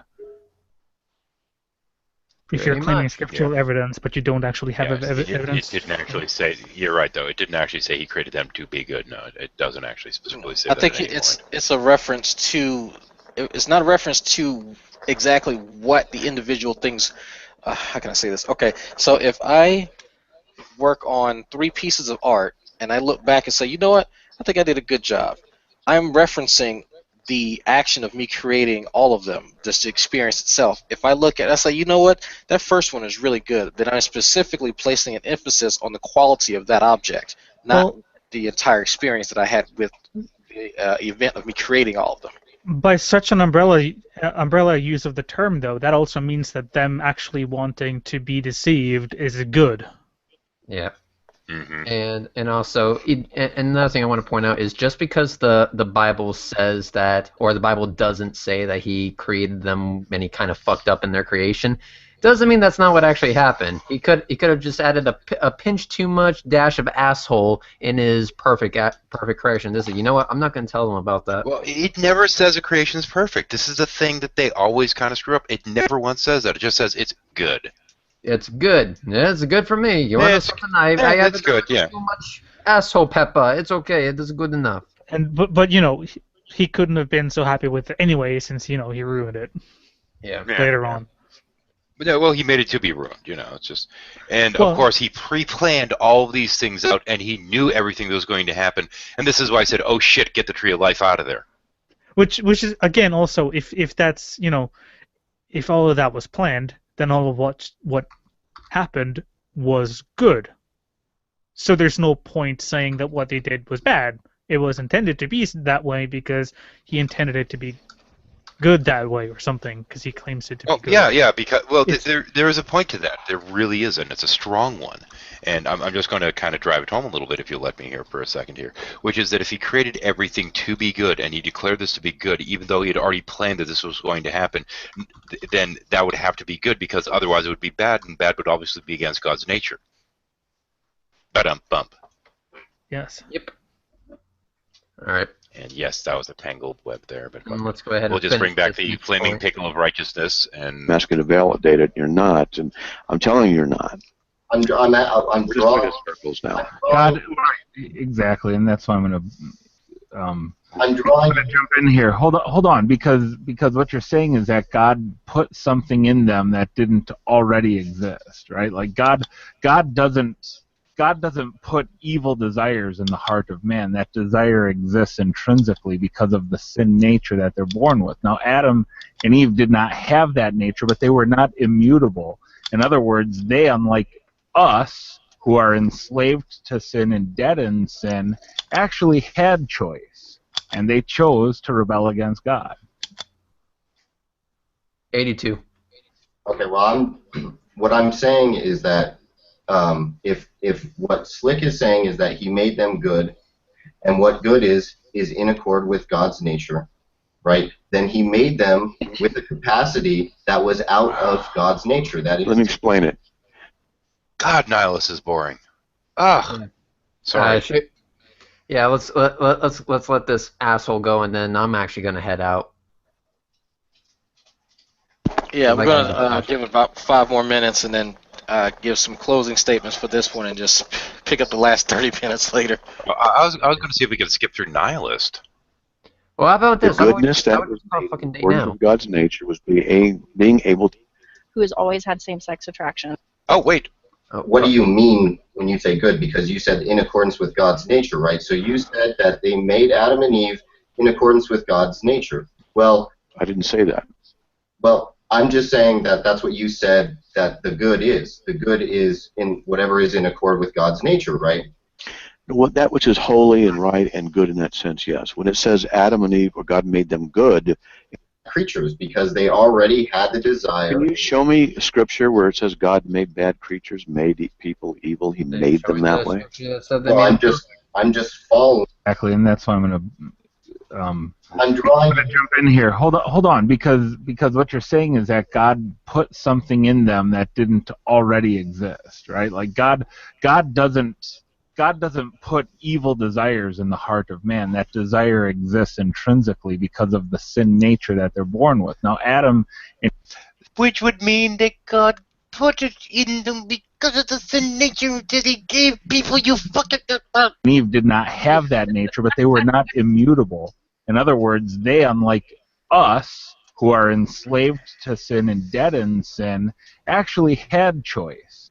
Then if we're enslaved by it, we're not responsible because we're not the slave master, asshat. And they chose to rebel against God. Oy vey. Yeah, it's a fucking choice when we're totally slave to it. Yeah. Yeah. It sounds like G-Men's kind of argumentation, doesn't it? All right. That honestly was so fucking stupid. I'm gonna count that as 3. You go for it. Now we're up to 88. What I'm saying is that if what Slick is saying is that he made them good, and what good is in accord with God's nature, right? Then he made them with a capacity that was out of God's nature. That is. Let me explain it. The goodness that was made in accordance with God's nature was being able to make righteous choices and live in a righteous manner. And because they were free and free will creatures, but not holy by nature, holiness being an attribute of God's existence and quality alone, they did not possess that ability to be holy, which is the inability to sin. But didn't he say that they were made whole? Oh. Yep, that's 89, which is, by the way, a very good website. Oh, okay. And since they were creatures, they weren't made in the holy image of God in that they were themselves were holy. They were then enabled to be able to rebel against God. Right. And they sinned. So he didn't make them good. That's what I'm saying, right? You're just I just told you he made them good. I just... Does not... you think he deliberately... You think that he's deliberately ignoring what's being said, or that he just doesn't get it, or what do you honestly think? He's doing a combination of that plus another one being a total douchebag. I'll give him 2 more points then. Yep. Explained it. Let me try it again. And he's gone, because that is how all conversations go with that dude. Or in other words, you threw him out of the room. He's like a greased pig released into an arena of whatever. So our next caller is Deidre, who's been patiently waiting to participate. Deidre, go ahead and address Matt Slick. Hi, Matt. How you doing today? I'm fine. Love your cartoon thing there. Oh, good. I think it's fun. I'm a moderate Christian. Not that I'm moderately in love with Jesus or anything like that, but that I tend to believe in a secular America and stuff. But that's not what I want to talk about right now. I sometimes get accused of being too affirming and too unaffirming. The atheists I encounter say I'm too unaffirming. Some of the fundamentalists I encounter say I'm too affirming. I am somebody that I'm a unicorn here, and I'm just going to bring it out here. So please don't throw knives at me. But I'm a unicorn. I am a person who's been married 13 years, who has always had same-sex attraction. But I'm married to my husband. I'm married to a man. Now, I am somebody who was raised in the Baptist Calvinist tradition, and then I moved to Methodism. I struggle with the attitudes of churches who treat people like me, not because it's a sin. What I'm asking is that we are especially bad, and that's the message that I get from a lot of Christians, and I don't know if that's the message that Matt gives or anything like that, but when you run into somebody that does struggle with same-sex attraction, and it might not ever go away, but you pray through it and whatever, that you know the things that you're saying, what do you say to them? Because suicide rates are very high, and you'll see sometimes parents that maybe do love their children, but they're desperate and they're afraid for their eternal soul, so they'll cast them out of the house, and they'll kind of do desperate things. Hey, he's familiar with that. Oh, yeah. How do you treat people who say that they're struggling with this issue and that they're trying to put up a good fight, and they're not necessarily embracing it and saying, you know, whatever, I don't care. How do you treat those people? Or, like, I don't know how to word that in the question because I'm kind of that's good. That's fine. Well, keep in mind this is somebody that threw his daughter out effectively for being an atheist. You know how I treat them? Yes. I treat them with patient, loving kindness, with a sympathy that they're struggling with sin. Okay, so that being the case, in relation to his statement claiming that he has a tendency to want to lie but claims to have mastered it, I think we can call extra bullshit on that too. Okay, then that's an extra one. 98. Let's make it. Let's do 2 more within the next 2 seconds. Well, actually, Deidre's actually watching right now. So this is her section. Okay, hang on. Get the screenshot up. All right, let me line it up right for you. Hang on. There we go. Heavy Holler, give me 2 thumbs up. And print screen. Okay, there we go. I don't. Maybe there's a different standard. Let's put away the for, gherkin. What you call it? Maybe there's just a different standard for children who are atheists and children who are, LGBTQ. So I don't know. Maybe he'll explain that because his actions contradict his words. Often. Do you think it's especially worse than any other? If they approve of it and give into it and promote it, then the scriptures say that there's a judgment upon them. Technically speaking, some sins are worse than others. Not really biblically, honestly. 99. Yeah. Just as another little footnote here pertaining to this. Actually, I don't know. She's in the audience. I want to be nice, but at the same point, there's a part of me I'm hoping that she really pulls one of the carpet on this, because in part, the whole notion of thinking about something alone being a sin is something that I'm sure he's going to skate over here. Jesus even said so. The one who delivers him over to the Jews has the greater sin. There are greater sins. Homosexuality is a greater sin than stealing a paperclip. I can't give you a scale of which ones are worse or not. But Well, yeah, because not stealing is mentioned dozens of times in the Bible, and homosexuality is mentioned how many times, Jade? Twice. But you also, sorry. That's okay. I was going to say you also have to. This is oh crap, I can't think of the right term, but this is not an equal comparison, because he's equating homosexuality with stealing a paperclip. How about homosexuality with stealing in general? Because there are degrees of stealing, just to begin with. And you were right with what you said before. No, there are no greater sins per se. So according to the Bible, homosexuality according to some people, the Old Testament, homosexuality is not a greater sin than stealing. So to try to add in stealing a paperclip, he's just muddying the waters here. Yeah. Well, and a lot of times, sometimes it'll mention like a list of sins, like stealing and killing and false witness and on and homosexuality and da-da-da-da-da-da-da-da. I don't think they're in any list of ascending or descending order. They're just lumped together as sin. You say the worst, the one thing that is sin is not believing in God. That's it. These other things are just things that sinners do. The big sin is not believing. Well, I mean, if I understand it right. So it's a sin. Mm-hmm. I see in the side chat somebody said suicide rates are also high among pedophiles. That is always the go-to thing. If you're gay, then you're a pedophile. Then there's the slippery slope. If you're gay. Oh, what do you mean? Oh, no. That's exactly what you were trying to make it out like earlier, you asshat. Then your bestiality. Here's the thing. This is kind of where I kind of struggle with.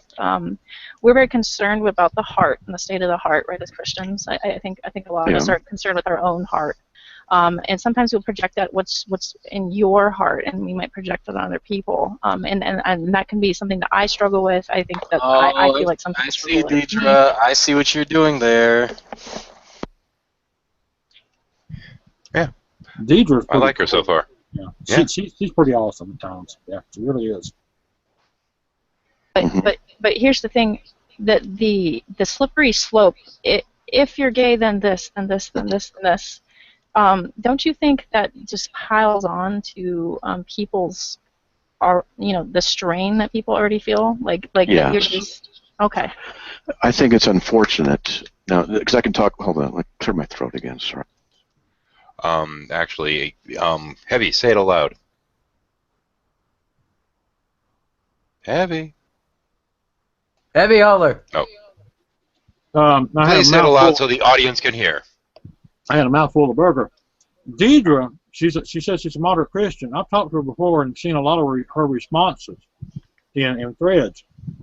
Even though she says she's a moderate Christian, but the big thing about Deidre is she sits down and thinks about this stuff. She don't just say, okay, well this verse says this and this and this, and goes with it without thinking about it. She don't swallow it hook, line, and sinker. She sits and thinks about this stuff. And looks at it and analyzes it and things. She doesn't just blurt out stuff like Matt Slick and a lot of others do. Rock on. Yeah, I mean, she's pretty, she's awesome. I like Deidre. Oh, wait. I'm sorry. I should point out. Did you hear all that atheist hate of Christians there? Okay, sorry about that. I think it's unfortunate that what's happening, for example, in the early part of the show, I'm talking about the dangers of homosexuality, this law, the persecution. Oh, for fuck's Makes me sake. mad. I'm Number upset by it. And 100. Were you able to keep up with all that bullshit in that short span of time? Yeah, what? How far did we go? Did we go like 35 seconds and already I'm up to 100? Yeah. Let's say you moved in next door. I found out you are who you are and everything. Okay. You know, I don't know if you got kids. I say, hey, well, if you need me to babysit, let me know. Or come on over for barbecue. You know, okay. Even if you're a full-blown homosexual, I'd still say, come on over for barbecue. I treat people the same. I do.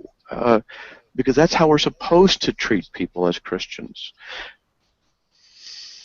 Ding, ding, ding, ding, ding, ding. Yeah. And that's 101 because he doesn't treat him like that. No. Let me tell you, Deidre, in church, there are just far too many Christians who look down their noses on everybody else because... And that's not what you're doing, really. Christians are often myopic, narrow-minded, bigoted, untrained, immature. We need to get that clip with somebody can someone- doing a can fake someone interview of try them and saying, how would you describe yourself? Exactly. I couldn't hit the clicker on that. Christians for my various theological beliefs. I could tell you stories, and I could tell you some stuff, and seriously, bad stuff. But yet, it doesn't mean that it's not true. I'm just telling you, I've suffered too. If you're suffering at the hands of Christians, you go to church, and they look down at your nose because they know you're bisexual, and they don't want to treat you normally, well, you know what? They're wrong for doing that. They're wrong for doing that. If I were to sit with some of them, and you, let's say, we're all in a room, and they were getting on you, I would jump in and say, well, let me ask you, what struggle do you have? At least this woman here is married and apparently is faithful to her husband. I don't know all your I've questions. only been with one person. Yep. Okay. And this woman is doing the right thing in a difficult situation and being faithful. And I don't know if you have kids. You have kids? No kids. Okay. And I'd say, well, no kids. Okay. But faithful to her husband and struggling against this. That's a godly attitude to have, that you recognize a sin in yourself. But suddenly marriage isn't only for reproduction. Wait a minute. Did someone just switch the soundtrack here? Am I hearing him right? Yeah. Well, Yeah. No, he's talking to a Christian, so he's going to pretend to be compassionate now. And he's going to contradict almost everything he said earlier. Yeah. Okay. As I do. I mean, I got sins, and we struggle against them. If anybody's going to look down their nose, they look down at their nose at various people because, well, your sin is not as socially acceptable as mine. Pot, kettle, hello? And a lot of times Christians need to have their heads, pounded up against a doorpost. Stop it. You first. And unfortunately, this is the image a lot of Christians are perceived as. And I try and teach people how to be more patient and kind. Believe it or not, I actually do. Yeah, that's right. Okay, time to bring back the flaming gherkin of righteousness. Matt Slick, believe it or not. I actually do try and teach you to be more patient and kind with others who disagree.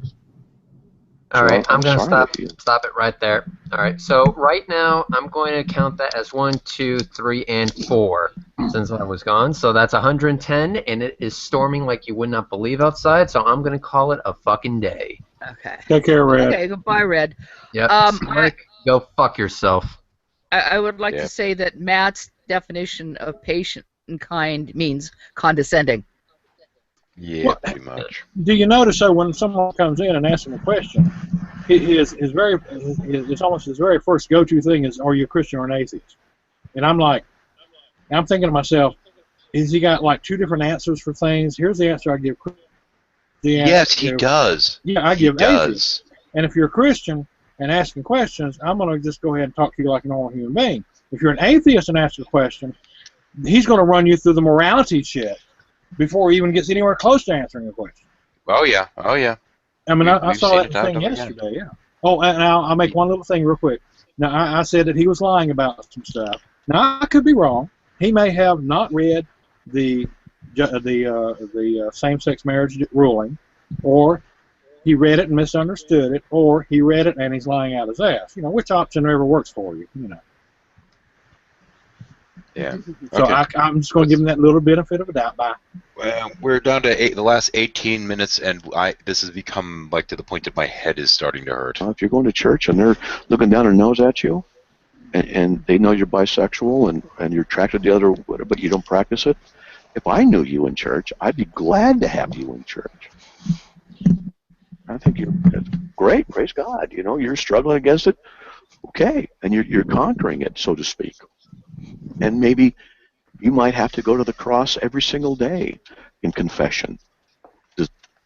Okay. Right, we're gonna call it right. Let's just go ahead and give our final thoughts. We'll save the last chunk for another hangout, and then at the end of it, we'll just kind of see if we can do a easy recap of this. We're at 152 of 211, but yeah,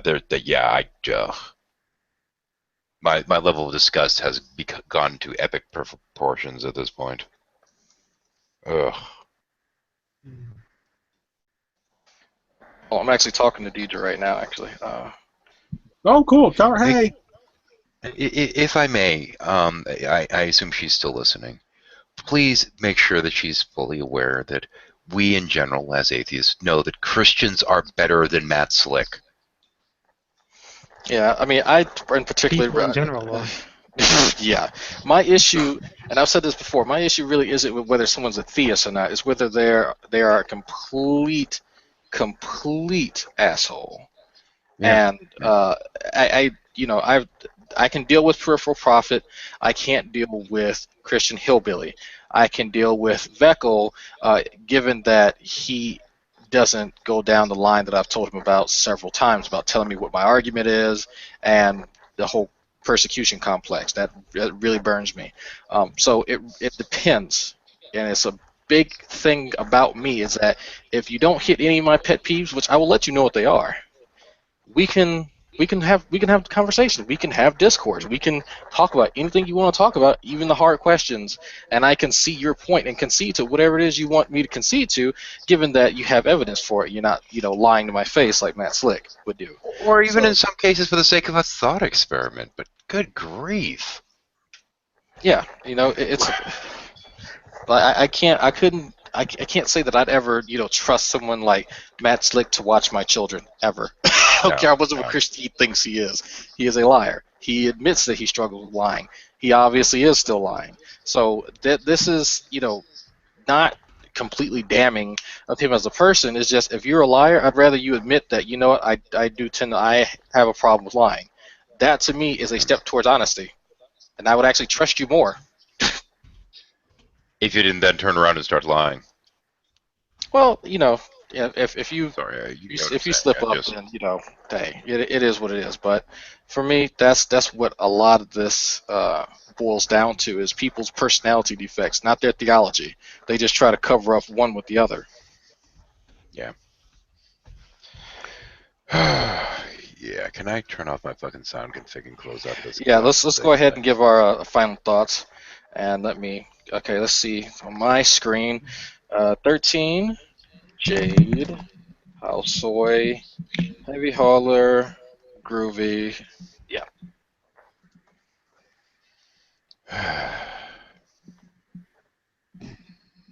Go ahead, 13. Okay, sorry. Yeah, good grief. Well, anyway, for those of you who might be watching this, I apologize. I apologize for any inferences to Matt Slick being a member of the human race. I apologize for subjecting the world to this kind of crap. I apologize to the poor flaming gherkin for having to be inflamed this entire time because of the stupid shit coming out of this man's mouth. And I'm sorry that this son of a bitch will stand up there and speak for all Christendom. The notion and the ideals that were supposed to be passed down through that book, through this proverbial person of Jesus Christ, were supposed to be things along the lines of love and acceptance and getting along with each other, not casting stones. Everything that this little dipshit does not stand for. The idea of being Christian, as it was presented to me in my youth, was the idea that this character, Jesus, was the ideal we should be living up to, not sitting there and lowering ourselves to the level of this son of a bitch to sit there and demonize and talk shit about all these other people and to basically make horror stories pertaining to everyone else and demonize your fellow man. It's supposed to be love and acceptance and all this other crap. Not this. This thing that this idiot goes around claiming is a true Christianity is far from Christ-like. I believe this is the point at which we bring up the reference from Gandhi. I like your Christ. I do not like your Christians. They are so unlike your Christ. And this man is one of the most un-Christ-like people I've ever come across. Okay, there we go. I think that'll do for now. Thank you. Awesome. Okay, Jade? Okay. Yeah, I'd like to, second what 13 said. And I have a religious education. I went to Catholic schools. Of course, I realize Matt Slick and his company don't think that Catholicism is Christianity, which goes to show how stupid they are. But yeah, his version of Christianity resembles nothing I have ever seen. And I grew up knowing a lot of different kinds of Christians. I did not know fundies existed till I was nearly an adult, and I find them very scary. What Matt is demonstrating here is this paranoia persecution complex. They think they must be persecuted because the persecution is going to come before the end of the world and Jesus comes again. Of course, historically, people have expected the end of the world, well, for the last 2,000 years. This is a bunch of bullshit. To demonize a group of people because you get hot over the thought of being persecuted is just despicable. Housewife? I'm not even sure what to say. Yeah, it's that bad. It truly is. I mean, coming from a mostly non-religious society, where I actually have to go to the internet to find these kind of people, it's like looking on an alien race, where you go like, I thought people that could actually go to space were beyond this by now. It's just, I don't know. It's kind of sad. It's just kind of sad. Yeah, it's like, I like the phrase, like the whole "you're not even wrong." I'm not sure how to apply it in this sense, but I that's kind of the feeling I'm getting. Yeah. Okay, Heavy? Well, it's like what we see a lot of with a lot of the real hardline fundies. They keep accusing other people of bullying them and oppressing them, having an agenda against them, and all this stuff. When in a lot of cases, it's them doing that to other people. And I mentioned that yesterday as well. They're accusing people of doing things that they have been doing for centuries. These are real fundamentals, Christians. I mean, not all Christians. And they make the more moderate or the really decent, caring, loving Christians look bad. Because when people see people like Matt Slick or whoever doing what they do, and if they don't know other, good Christians, they're going to think, bad about some of these other ones. It's like people may see a few people from a group doing bad things, so they associate that with the entire group of said people. And it's sad. It really is a sad thing, for people to be like that and to try to spread distrust, hatred, and misinformation. There's so much of it is wrong. They're twisting facts to get their own way or to put other people down. It's bad. It really is. If I can sneak in for one more second here and just make an appeal to any Christians that may watch, and most likely won't watch this far, but if they do, please always hold accountable those that claim to speak on your behalf. Please.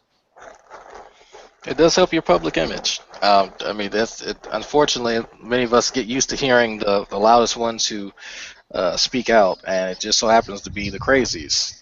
Well, and it tends to work out that way. A lot of us didn't realize that Nate was hidden fundy because he didn't speak out as much, but now that it is, now we know. So I'm actually going to go ahead and move it on to Groovy. You there? Yeah, I don't know. He's a Calvinist. Enough said. He can do no wrong. Yeah. I think that it goes back to my original point that every Calvinist that I've interacted with, and this has been consistent, has had some type of personality defect where they believe themselves to be always right. A Calvinist, it almost seems synonymous with narcissists when you believe that and you believe that you are always right, and not that you are always right. Is that God leads you to this conclusion that you're always right. So it's just like doubling down on your own infallibility. So how do you even conduct introspection? That's what I really would like to know. How do you ever come to the conclusion that you may be wrong about something if you can't even fathom questioning yourself?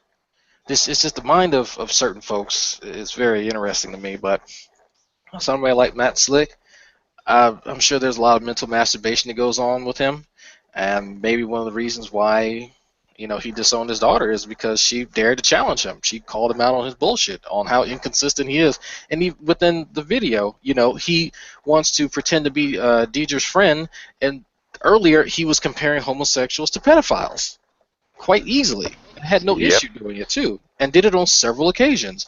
But now, he's speaking to a fellow Christian. Now that he's discerned, he's had a bit of a target dissemination. He can say, well, you know what? I'll try and put on the dog and pony show here and pretend that I have a heart and that I'm actually somewhat human, and can express some type of empathy or whatever the fuck he wants to try and convince everyone else of. But he's showing his true colors. And we'll finish up the rest of the shit show at a later date. Can I throw in one last thing? Oh, sure. Yeah, I used to go into Second Life a lot, and I hung around with a really good group of atheists in there. And Matt Slick he's in there as well. I don't know if he still is. But he came in one time. There was a history between him and this other person in the group where they've had confrontations before. But something came up. He came in, and he hates atheists. I mean, he talked down to her so bad, and was calling us everything but child of God. Oh, wait a minute. Sorry. We ain't the child of God. Never mind. But you could hear the hatred in his voice and the disgust in his voice. And then he's trying to be all, we need to live with people or understand. He's doing this goody-goody. But no. And anybody that can sit and watch him and with a clear mind, or even an unclear mind, they can see the hypocrisy there. It comes out so easy, when he's talking about stuff. Good. I like when guys like that express, just let the hate flow through you, young Skywalker. So I really enjoy seeing some of this hate because I'm just going to laugh at him, and then I'm going to try and get his daughter on for an interview because I would like to see from her firsthand experience, because I know she has some information that nobody else can have access to, and she can say, well, here is this man's paradigm, and he taught me from a young age that I will pose this question of whether you're an atheist or not, and this is my methodology in dealing with them. So if we could get that information from her, that'd be great, and that would be like another nail in the coffin, and for me at least, as to how dishonest he is. The environment and the people that he surrounds himself with, obviously with Lenny and Bible Thumping Wingnut, we could kind of already see that he only wants to be around people who are going to coddle him and who are going to bend over backwards to suck his dick, which is very impressive. I will give Lenny that. You do a good job at that, sir. You can actually go to Home Depot and buy a pair of knee pads for about $5.95. They should be on sale this weekend. So anyway, thank y'all for watching. This has been another episode of the fucking Matt Slick Beatdown. There will be episode 3 sometime in the near future. I'm not sure when. Talking Shit Tuesday has been rescheduled. So is Bold Piss. So it might be, hell, not tomorrow. Tomorrow's Wednesday, Thursday. Maybe Thursday, depending on what's going on. I'll keep you updated.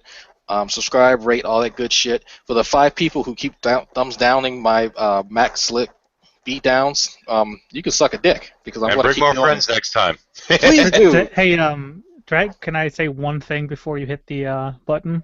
Sure. I've said this before, and I'd like to say it again. I wish people like him would actually visit places where the majority of people are the ones he hates, such as, Scandinavia, and see how god-awful and horrible and how crime-infested and, how we fuck bears and rape children and all that crazy stuff all day. See how awful the societies are when, you have the opposite of what he wants. And I'm actually, also before you hit the button, going to pimp one small thing, which is that for those of you that got a kick out of the Drama Llama, I do actually have some chroma key blue screen. All I used to do is strip out the background, I have a video with the Drama Llama in there for anyone that wants to use it on my Shadow Heathen channel. Awesome. Hit him up, please. I'm going to take this off air. Anybody who doesn't feel like hanging around Nadia's Hangout, please feel free to start her Hangout. I need to work on some homework, so I'd rather just listen to somebody else's Hangout for the rest of the day to keep me entertained. But other than that, Patreon, money! G-Man needs a safe, so let's create an online safe for G-Man to pillage, because I'm just going to taunt him with it. Yeah, man. Last day of the month, man. This is the last day you get, and starting tomorrow, it's into the next cycle. So last day to mention it. All he has to do, and somebody please let him know. All he has to do is contact me. I will write him a check and mail it to him. The money that I have. Yeah, it'll have a Safeway on it, so he can feel like he's pillaging something when I'm just giving him the money. I have no problem doing it. I don't like G-Man, but I mean he's in a tough spot. So even if he's not, it's still fucking gas money, or like 2 meals at Burger King or whatever. Yeah, so there's something I've been trying to figure out about that. Last I heard, he was living at the house of a pastor. So anyway, never mind. I'm not going to go there. Have a good one. See ya.